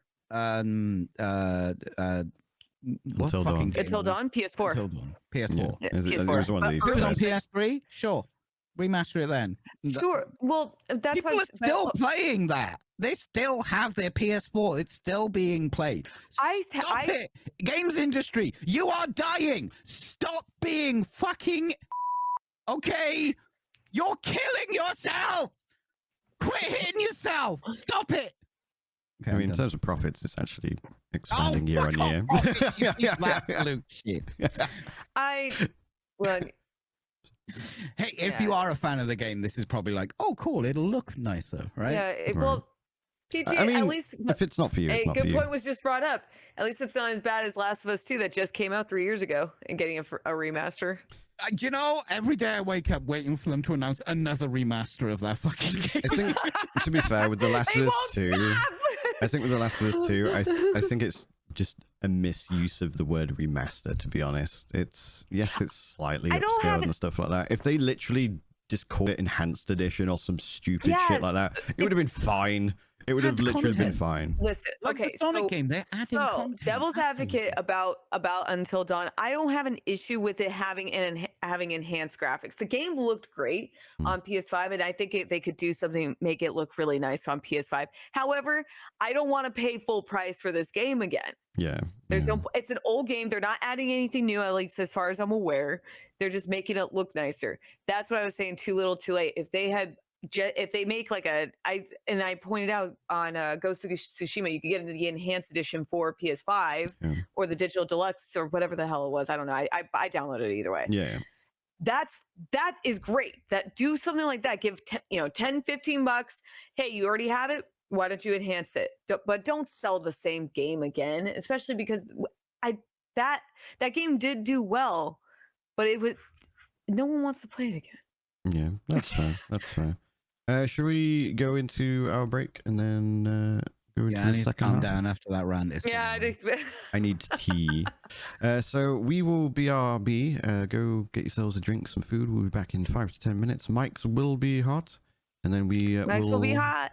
in the second part of the episode, be answering a Patreon submitted question or two. Woo! And talking about some sad things as well, unfortunately. But then potentially some happy things. There's always maybe? sad things now. I think everything's sad. After the Patreon question, it just No! it goes. Yeah, Not everything is sad. It is all sad. I'm Go on sorry. a break, Forgive and me. I'm gonna look through and see if everything is sad. Everything is sad. I'm so sorry, but yes, BRB. Welcome back, everyone, to episode 25 of the second half of the Fully Rendered podcast. Everything is sad. Well, not everything is sad. Not everything. There's a lot of sadness.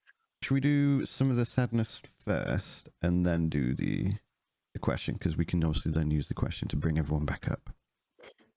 And then just to bring us back down again. Is like sad, but like it's actually got some wholesome goodness going on there. Yeah, that's fair. So first and foremost, there have been many layoffs to probably set the tone a bit. The first month of the year has had more layoffs almost than the entirety of last year. Like we're already over the halfway mark. It's like 6,000 layoffs just in January. And last year was a lot of layoffs. And last year was about 10,000 total. That's a lot.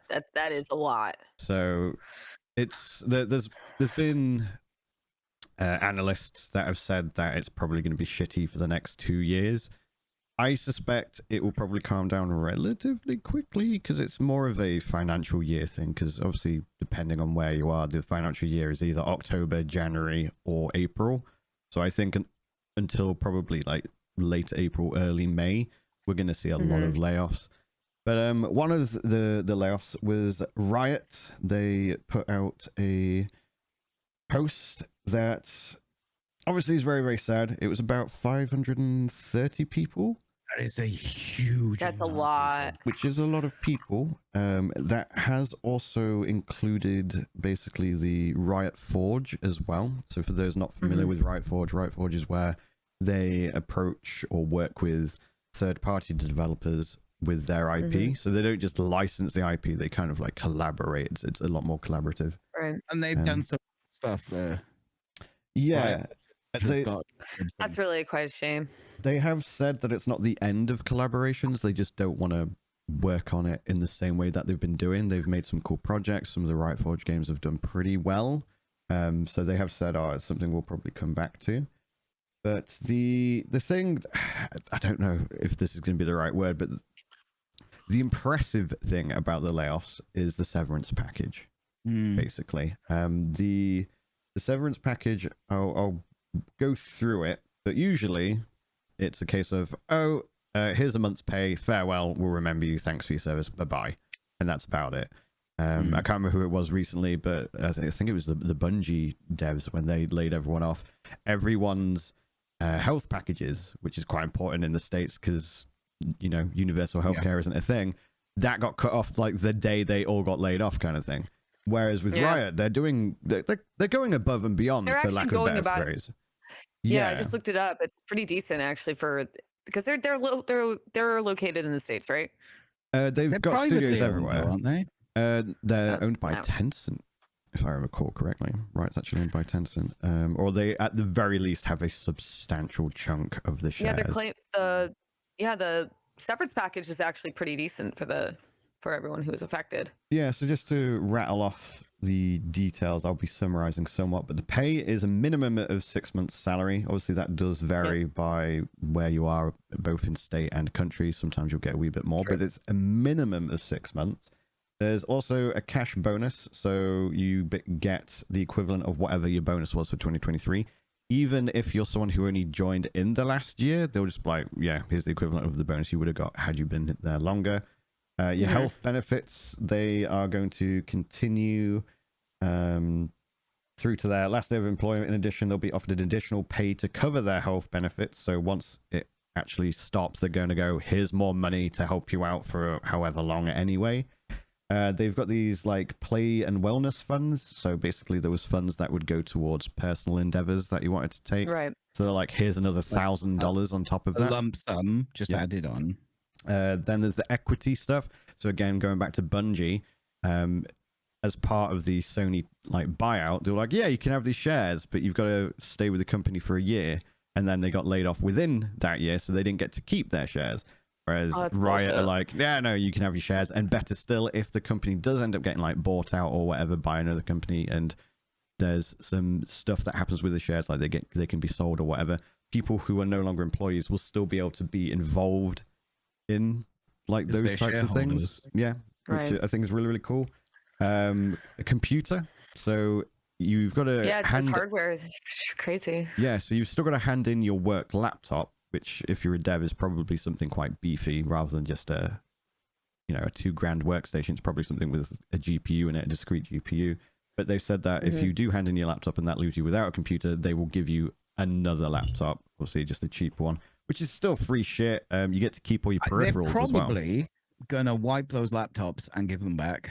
Quite possibly. Probably the easiest and cheapest way to do that. I imagine, again, it depends, because obviously I don't think they'll be giving out things with discrete GPUs like 3060s and above in, but I can certainly imagine them giving out laptops with APUs in it and stuff like that. But they, at the very least, yes, they would be wiping the laptops and making them secure. But nonetheless, free computer, plus you get to keep very generous of them to do. Yeah, 100%. There's like career support. For a bunch of time. That's crazy. Yeah, so 6 months you get career coaching, networking, resume writing, reviews. So they'll help you find work like after laying you off. I think that's huge. I wish I got this when I got laid off once.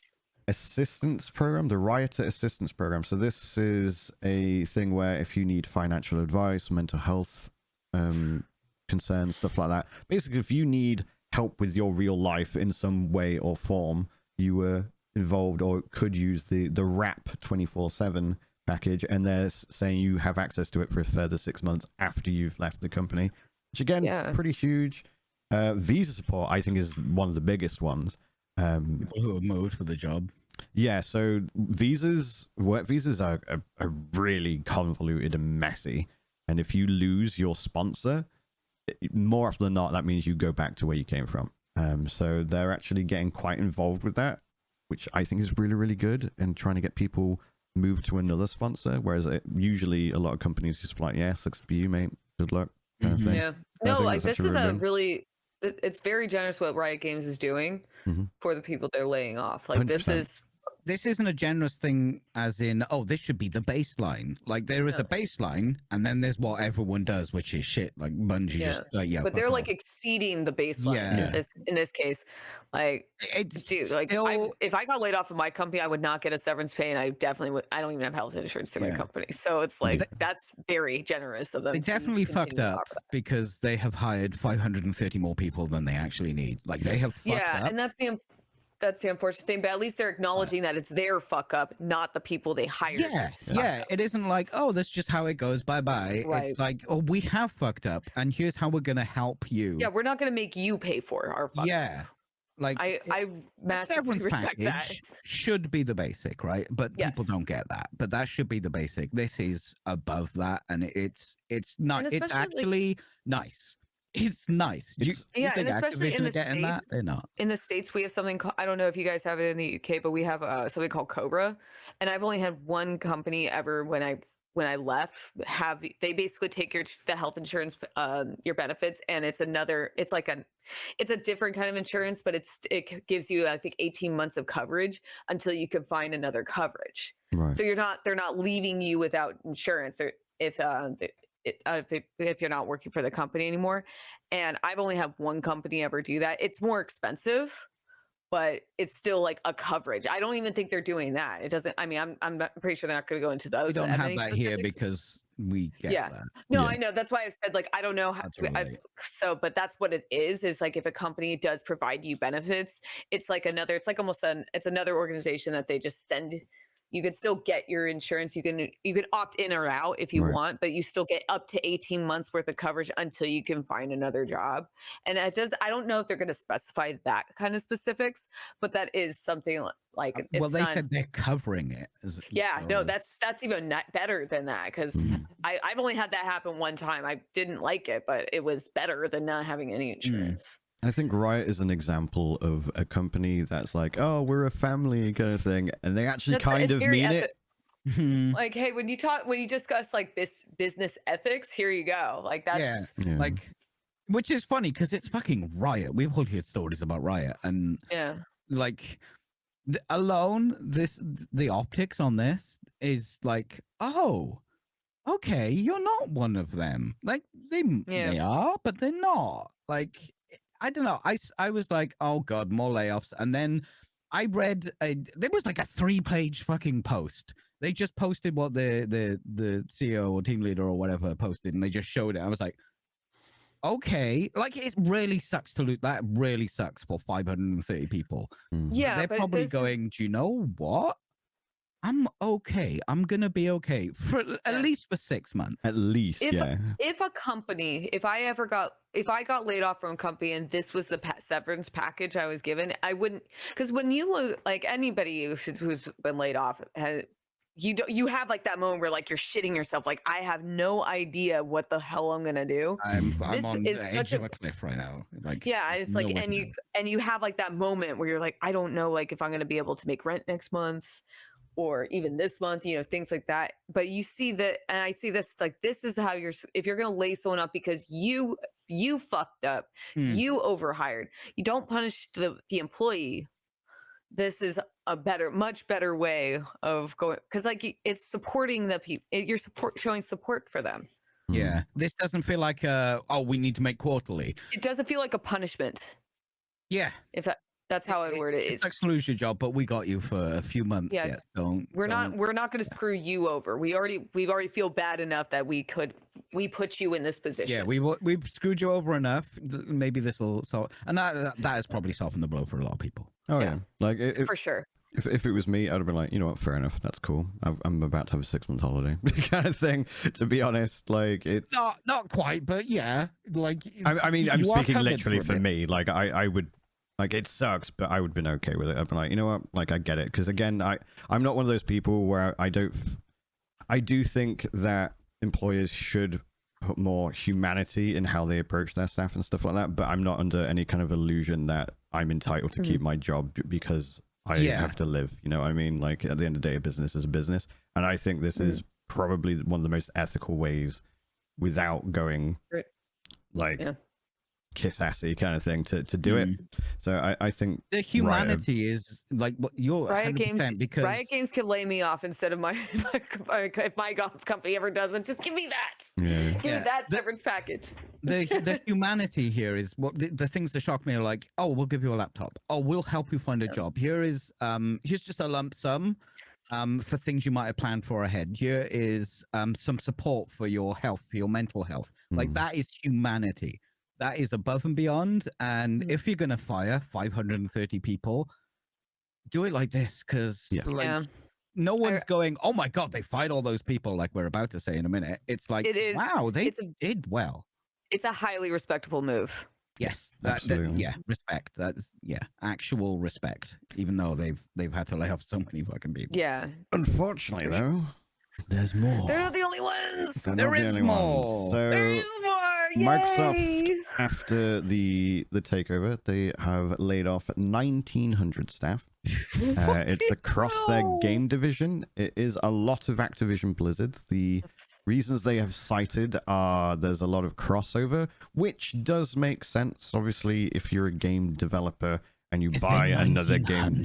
So, I mean, well, considering how big Microsoft is so great, you guys. Like, there's definitely some crossover. I think we should acknowledge that there is absolutely an abundance of developers at Microsoft now because of the takeover, and they've probably gone, yeah, we don't need all these people. We don't need these people. Fair play. But it's like 30% of teams, so it is a bit like, could some of them maybe been reassigned to other projects and things like that? A lot of them is Blizzard Activision. I bet you no one from King has been sacked.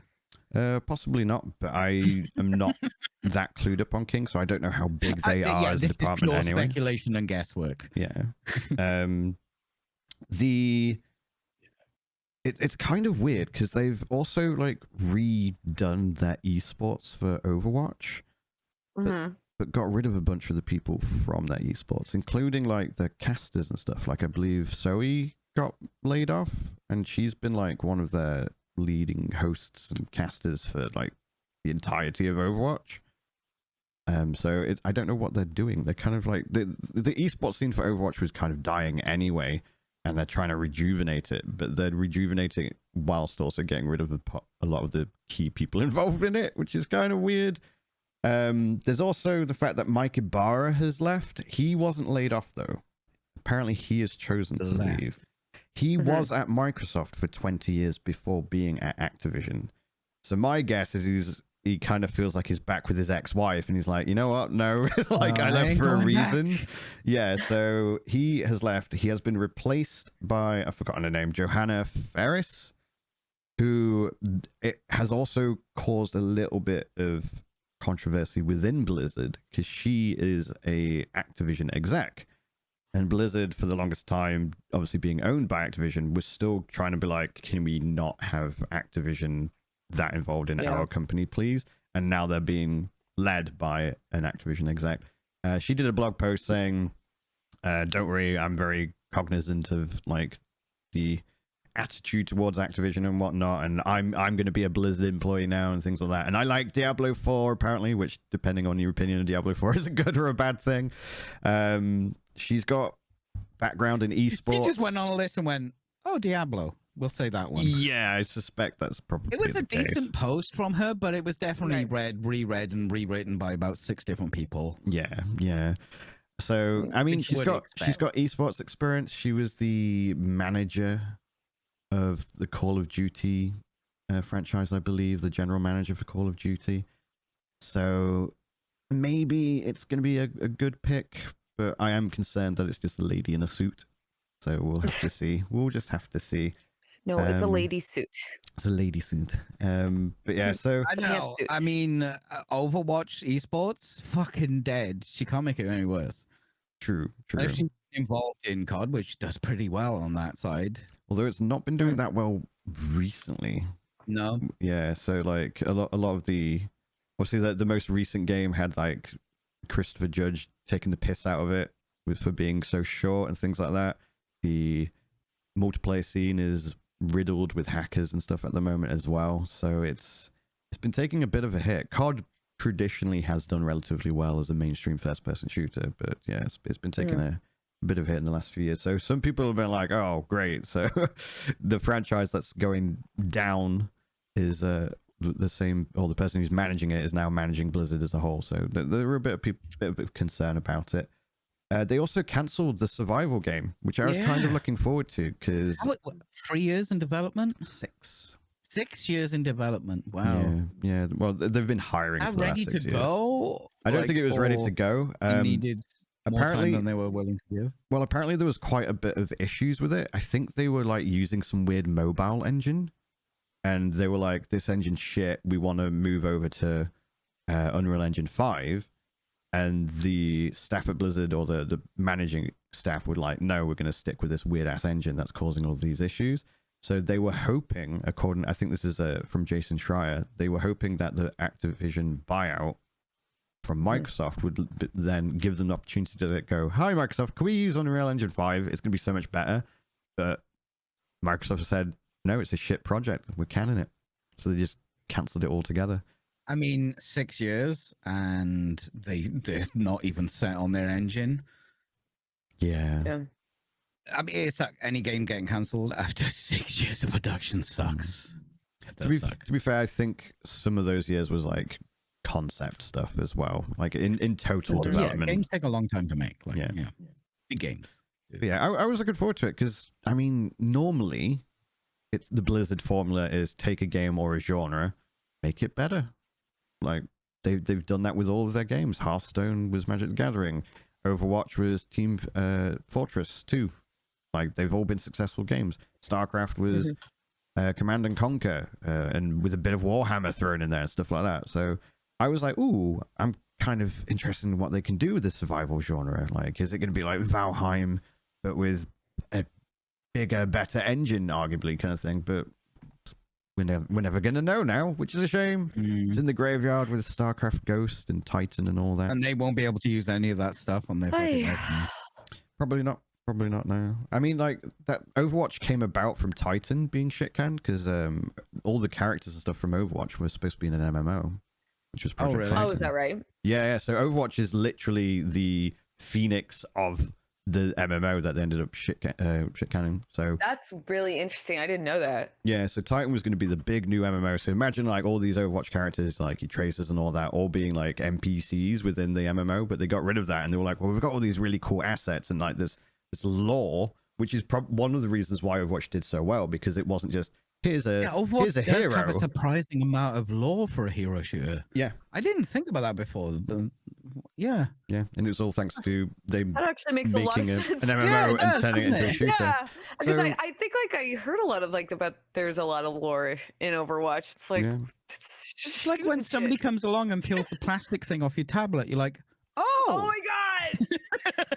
I can see Or it. it's plastic off your mirror, and you're like, holy shit, I can see. Yeah.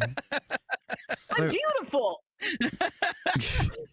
so maybe something can be risen from the ashes of I think it was Project Odyssey they were calling it.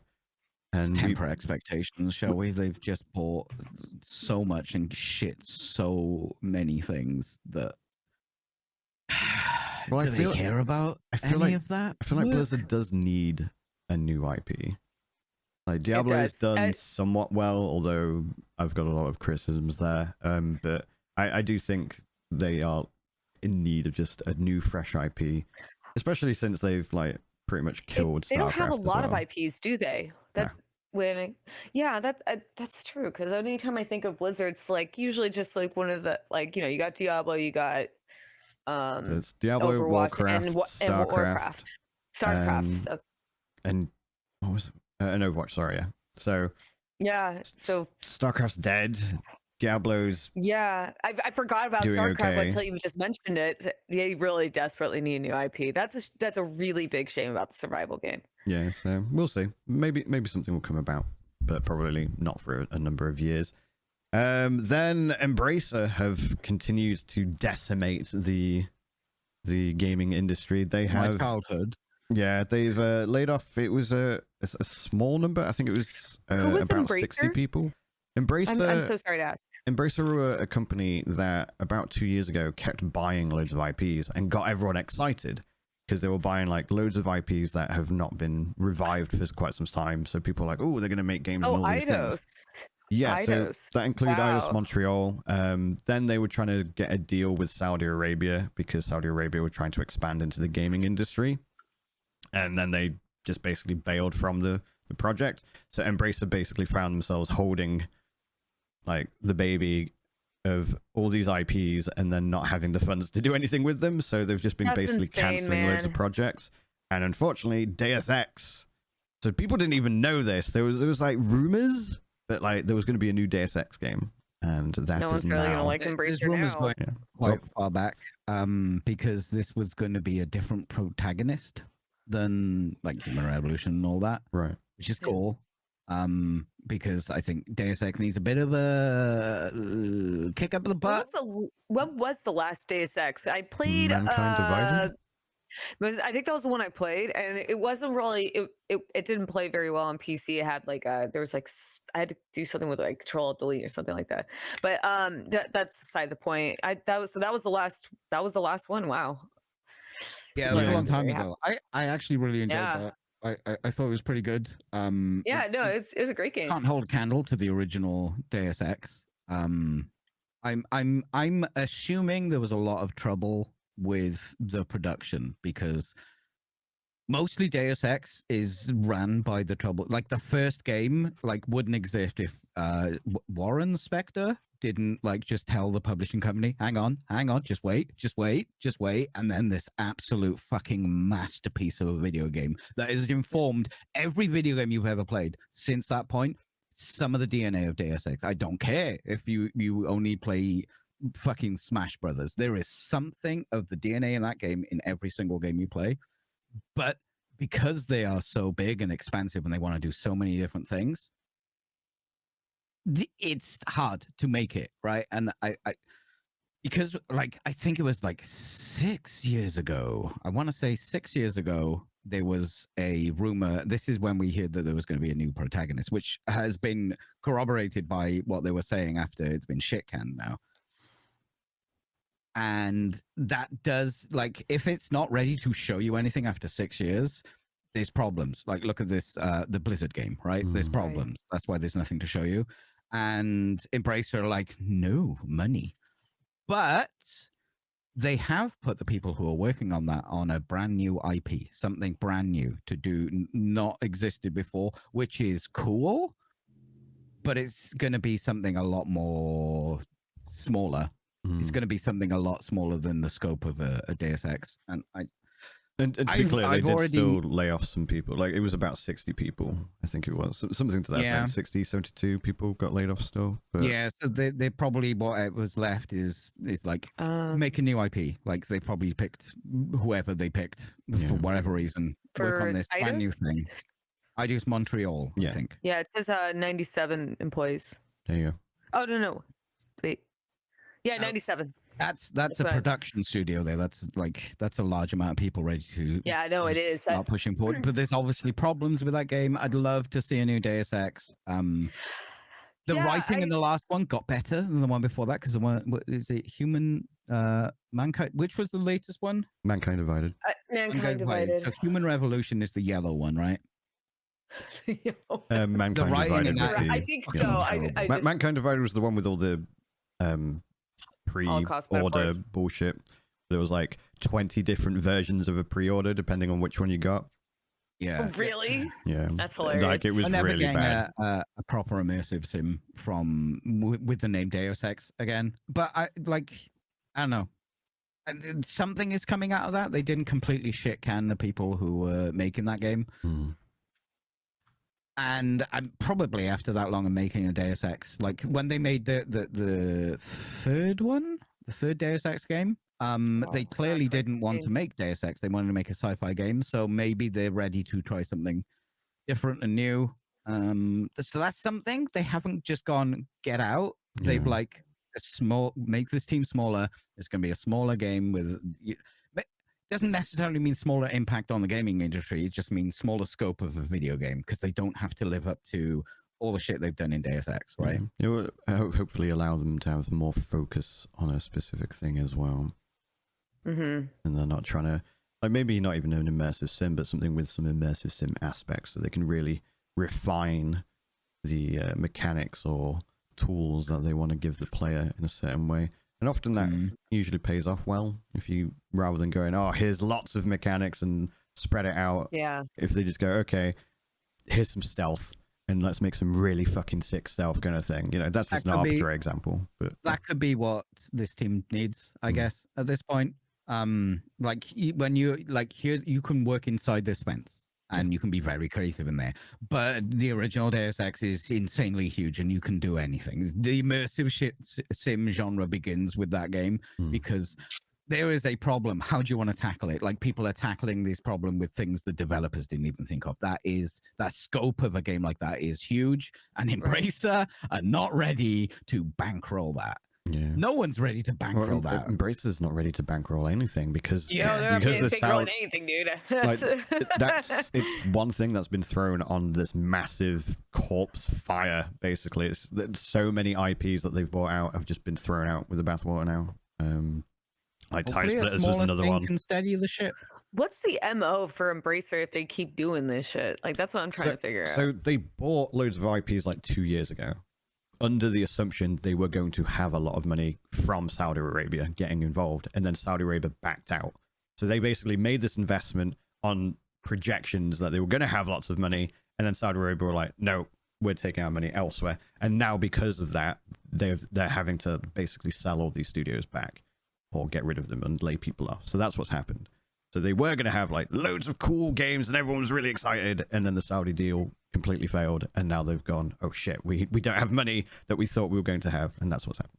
Embracer bought some fucking crazy stuff. Yeah. Like really cool shit, really cool teams who can do some awesome shit. And I think we might have another Phoenix kind of thing where, hey, do you want to make a game? We might get smaller studios spring up, because smaller studios are getting better and better, and the big ones are just hemorrhaging money right now. Yeah. And you just need that solid game. And we could have a Phoenix moment. There's got to be something good that comes out of this Embracer fucking nonsense. I think they're going to go down the shitter completely. I reckon they're going to. It sounds like they are. They're already on the way. Yeah, because it's not just like one or two. Embracer have lost a lot. They have decimated. And they did that big thing. And then we keep getting drip fed. Here's another thing, and here's another thing. Yeah. I think they've closed or gotten rid of like 5 or 6 IPs or studios at this point in the last year. Like they're hemorrhaging. So I'm not optimistic, unfortunately. But yeah, it is what it is. Should we move on to some slightly lighter questions? Yes, the questions. We do make sure we get the questions before we do the filler. Yeah. So, do you want to do the second question? Because before the chat, before the stream, we were saying we couldn't really think, because I can't think of an underrated one. So should we just do the latter question? I can only think of one, but I don't know if it's underrated. You could answer half that question, either an underrated game or a game that has changed the genre of games for the better. Okay. Answer half of it. Let me intro the subject then, or the segment. So for those of you who don't know, we have a Patreon, and it is patreon.com/fully rendered. And if you are a $5, which is the second tier provider or supporter, you are able to submit questions to us for us to answer individually. It doesn't even have to be gamer related. You could literally be like, Peachy, what is your opinion on broccoli, or whatever kind of thing, and we will pick questions for each episode. And don't let Peachy answer the question. What is his opinion on broccoli? Sorry, say again, Peachy. I don't like broccoli when it's overcooked. I said it. That's fine. That's fine. Have you ever tried it? Have You you know ever, what? have you ever had it fried in a pan? Again. Fuck off, do you like overcooked broccoli? You know. have you ever had it fried in a pan? Apparently, that's quite a nice way to. Oh to no! broccoli. Don't fry broccoli. No, try it. Try it. I can't eat it raw. No, not raw, like fried, but pan fried. Give it a go. You might like it. But yes, so this question was submitted by Ryan Colby 1984. Technically, there was 2 questions, so I'll ask this one to Pulp, because you said that you have kind of an answer for it. I don't know if I do have it. I don't know how if it's revolutionized. Let's do the second one. No, I will answer so I'm just going to go with underrated game that not many people have played, and you're expecting me to say The Surge. I'm not going to do that. It's Red Faction Guerrilla. What's the question? Oh, sorry. Oh, yeah. Did you not say that? No. The question is, what's an underrated game you think changed a genre of games for the better? Perhaps a title that introduced revolutionary mechanics. Like most of the games who changed the genre for the better are not underrated because they changed. That just kind of happens. But an underrated game that you should try is Red Faction Guerrilla. It's fantastic. There's actually a remastered version because it's on Mars. Remastered. Well, and you should play that. To be honest, I'm not a purist. I don't think you should play the original because this one is just, it runs better and it looks a bit better. So how did it revolutionize? It didn't. Yeah, like underrated games. Oh, it's just an underrated game. That revolutionized and never underrated. Yeah. I don't think I've ever played Red Faction Guerrilla, but I think I've had it like advertised to me like plenty of times. And I never really knew what to think of it what kind of game is it? Is it tactics or? It's a third person. It's a third person, okay. Kind of, but there's driving around. The main mechanic is demolition. Ooh. And you can see something in the world. There's a giant skyscraper, and you have all these tools for demolition. But if you want, you can take a sledgehammer and just by hand knock down that skyscraper. Has it revolutionized anything? No, it doesn't. Just an underrated game. It's an underrated game. I really can't think of one that has changed one for the better that is underrated. That's the second part of the question is a little bit loaded for me because of like how has it revolutionized it for the better. The only thing I was thinking of is because I play a lot of horror games. I'm a big fan of Eternal Darkness, which is it's an older GameCube game that was introduced the sanity effects, and you see that a lot since then, like to the point where Nintendo patented it because they're fun like that. And Silicon Knights developed it on the GameCube, but like way back when, and they introduced the mechanic for sanity effects, where like things kind of showing up and like going away, and you see that trying to like for the psychological horror aspect, and you see that a lot more modern day and indie horror games. So I don't know if it's done for the better because it can be overplayed these days, but it has introduced a new kind of feature that we see utilized a lot these days. And I believe, correct me if I'm wrong, but that it originated from that game. And it is an older, and it is a really solid game. That's fair.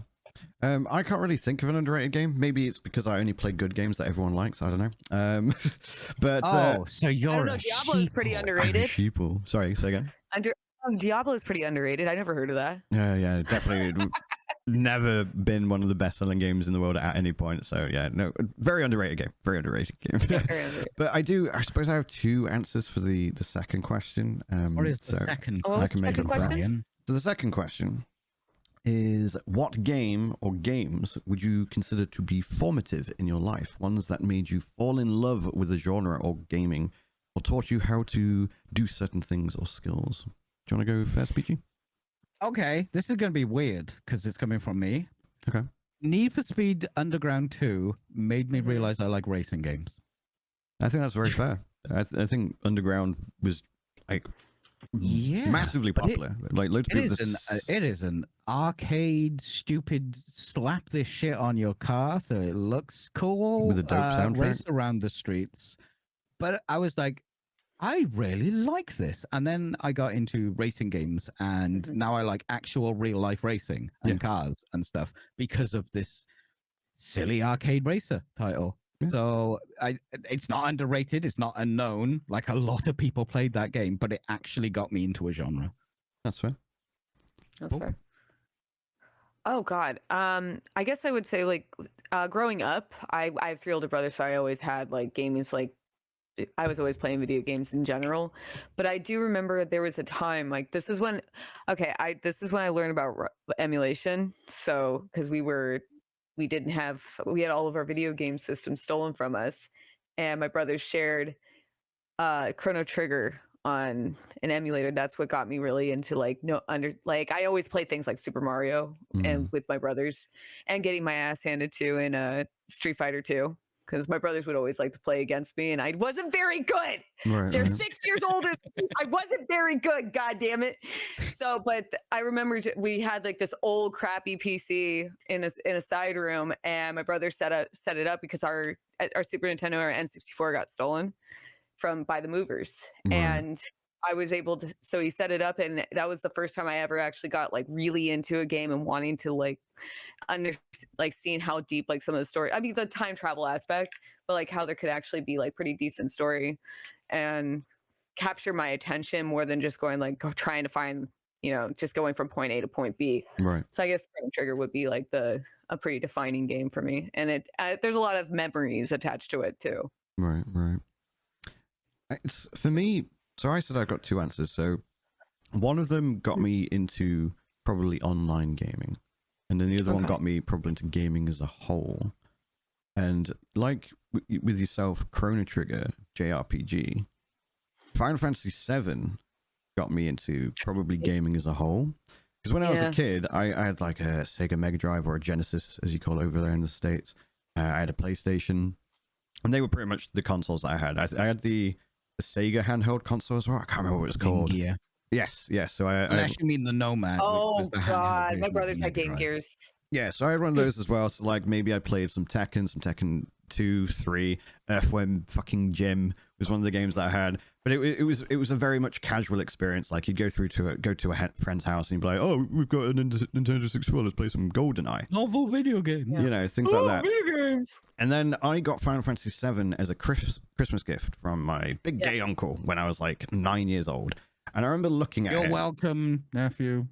Yeah. So like, uncle. But yeah. My uncle also got me into gaming, actually. But when I saw the packaging and I was like, I have no idea what this game is.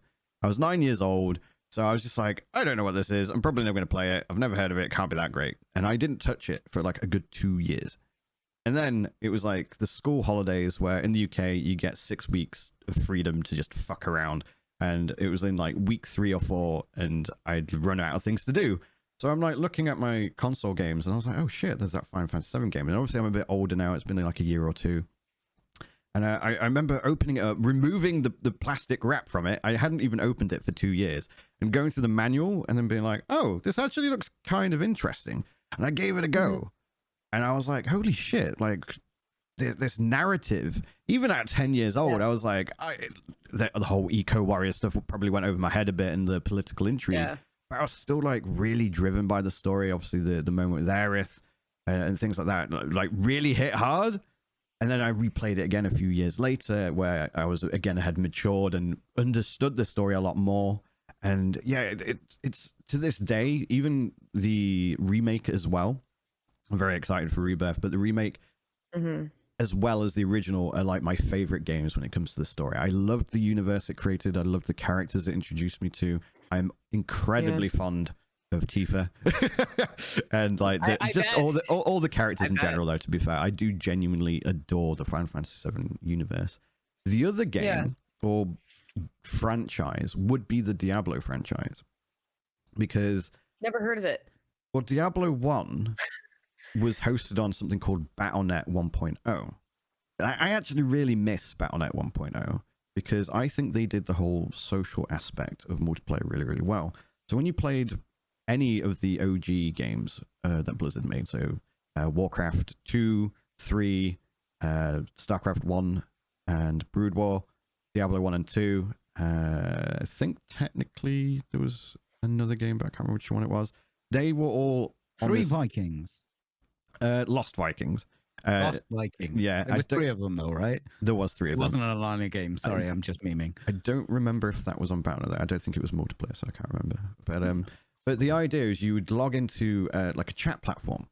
So you could see like your characters at the bottom and it would be based on your game. So if you were playing Diablo 2, you'd actually see the character that you picked and you'd just be in a chat room, and the chat rooms were then allocated based on like countries. You could make your own. I always hung out in Diablo Retail GBR1, as in Great Britain 1. And like you'd have people from all the other franchises there just hanging out. People would log in to one of their Blizzard games just to hang out in this chat room and just like make friends. And like it was my first experience joining a clan. I made friends with people that I ended up like hanging out with online for years.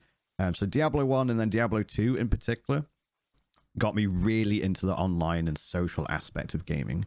And those 2 games combined turned me into a gamer with a capital G, whereas before it was just like, oh sure, there's a console available. There it is. So yeah, there it is. That's my answer. Final Fantasy VII and the Diablo franchise, and then Blizzard OG as a whole. And just to elaborate on that as well, like Battle.net 2.0, like the social aspects is you're in a game, there's a chat box, and it just doesn't feel the same. I really miss Battle.net 1.0. I'm sad to have seen it gone from. It was a different time, Brian. It was a different time. It was the best of times. It was the best of times. My first online forum was deftones.com. There was a chat room in there. Nice. I was on a gaming forum like a long time ago, and I made a lot of friends on there, and I still talk to this day. Did I tell you guys that everyone thought I was a woman on Battle.net 1.0? Were you not called Brian? No. So what did you go by? With Diablo 1, you would log in with your character name rather than an account name. Oh, my that would have first been awkward character, for me too. my first character was a rogue, which was a woman. So I named it after my sister, which was Yasmin. So I would join this chat room as eventually Yaz, because I would have to put a clan tag in there, and I was in Heaven's Angels at one point. So everyone thought I was a woman, like this just 14-year-old like girl, and I would be like, yes, I did. I actually did. And I was like, nah, I'm a guy. And they'll be like, oh, we thought you were a woman because you called just, Yaz. like, And I was crush like, their no. dreams. Yeah, destroy their Just crush dreams. their dreams. That's Yeah. sad. But, oh my god. it was Oh, amusing. I do miss video game forums. They were a lot of fun. I never liked forums. I always find forums to be incredibly toxic, especially like the Diablo 3 and Diablo 4 forums. All forums are 4chan, Brian. Yeah, not all of them are fortunate. But Most of them, gamer especially forums are always filled with people that either vehemently hate the game despite the fact they've got thousands of hours in it and continue to play it, kind of like Peachy but with survival games kind of thing, or it's filled with players who think that the way they play the game and enjoy the game is the exact same way that everyone else does and or should. So they think their opinion speaks for the entire community, and it turns out more often than not they're actually a minority in their opinion. So yeah, like I used to try and go on the Diablo forums for Diablo 3, and it was just full of cunts. It was just straight up just full of cunts who would go and invade other people's threads. Like because they hit on you, wasn't it, Brian? Well, not in Diablo 3. This was only in Diablo 1. But yeah, like there'd be people that'd make a PvP thread and they'll talk about PvP, and then people would go into this thread just to say, PvP sucks. I hate PvP. Why do you want PvP in this game? It's like, why did you come into this thread just to whine about a thing that you don't want to engage in when you could have just not engaged at all? You know, stuff like that. I used to hate forums. Yeah, I digress. I do hate it when people hate stuff. Like, I don't mind people hating stuff. Just shut the fuck up about it. You know what I mean? Don't come into my space. Like, you approached the wrong person. No, but I mean, like, he just said he said he doesn't like Kacharians, Peachy.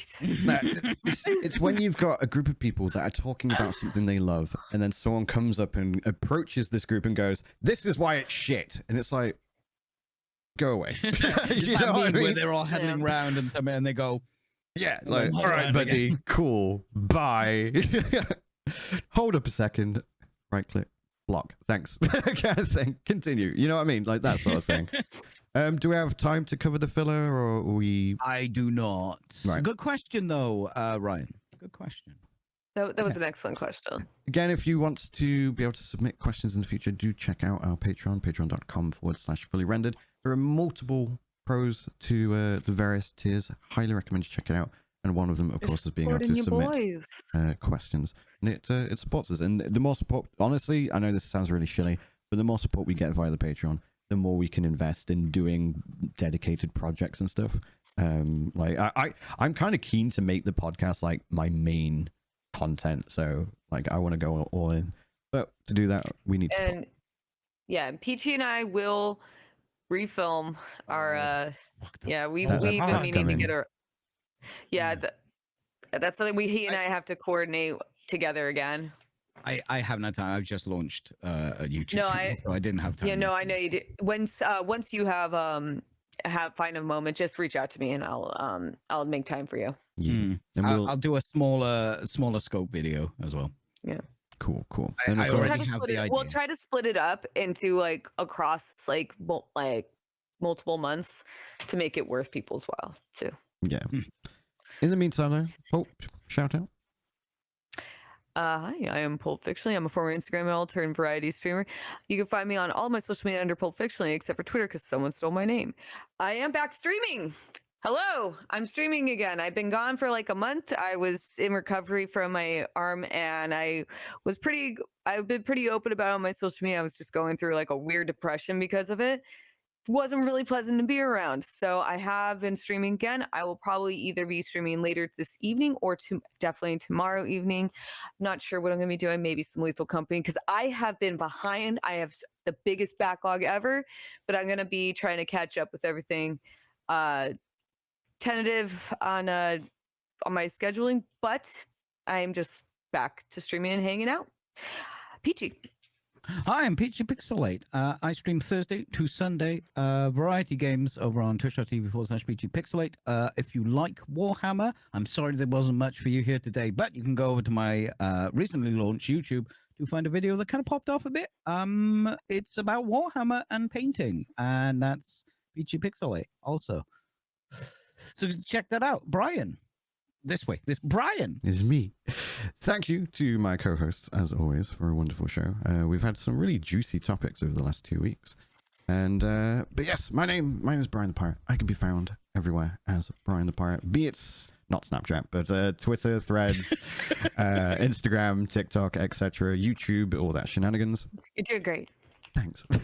You're doing great, sweetie. I am a variety streamer, but I have a large focus on action RPGs. I'm currently finishing a build in Diablo 4. Then we'll be moving on to Last Epoch because the release is coming up. I'm going to make some guides and videos about that. And then, of course, there is Path of Exile 2 in June. So if you are an action RPG enjoyer, then I highly recommend my channel.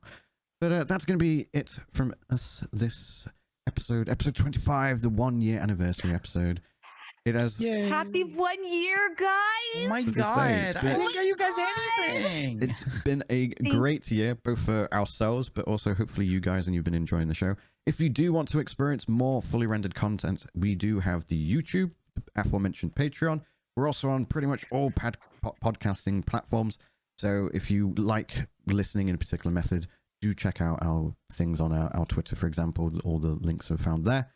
And yeah, hopefully we'll get another year of shows in the future as well. They will. Yeah, one more year. One more year. 4 more years. Wait, More I can't years. remember what it is. You're doing Stop the this for count or life. something. You're doing this for life. Yes, that's going to be it from us this evening and afternoon. Farewell. We'll remember you. I will. Bye.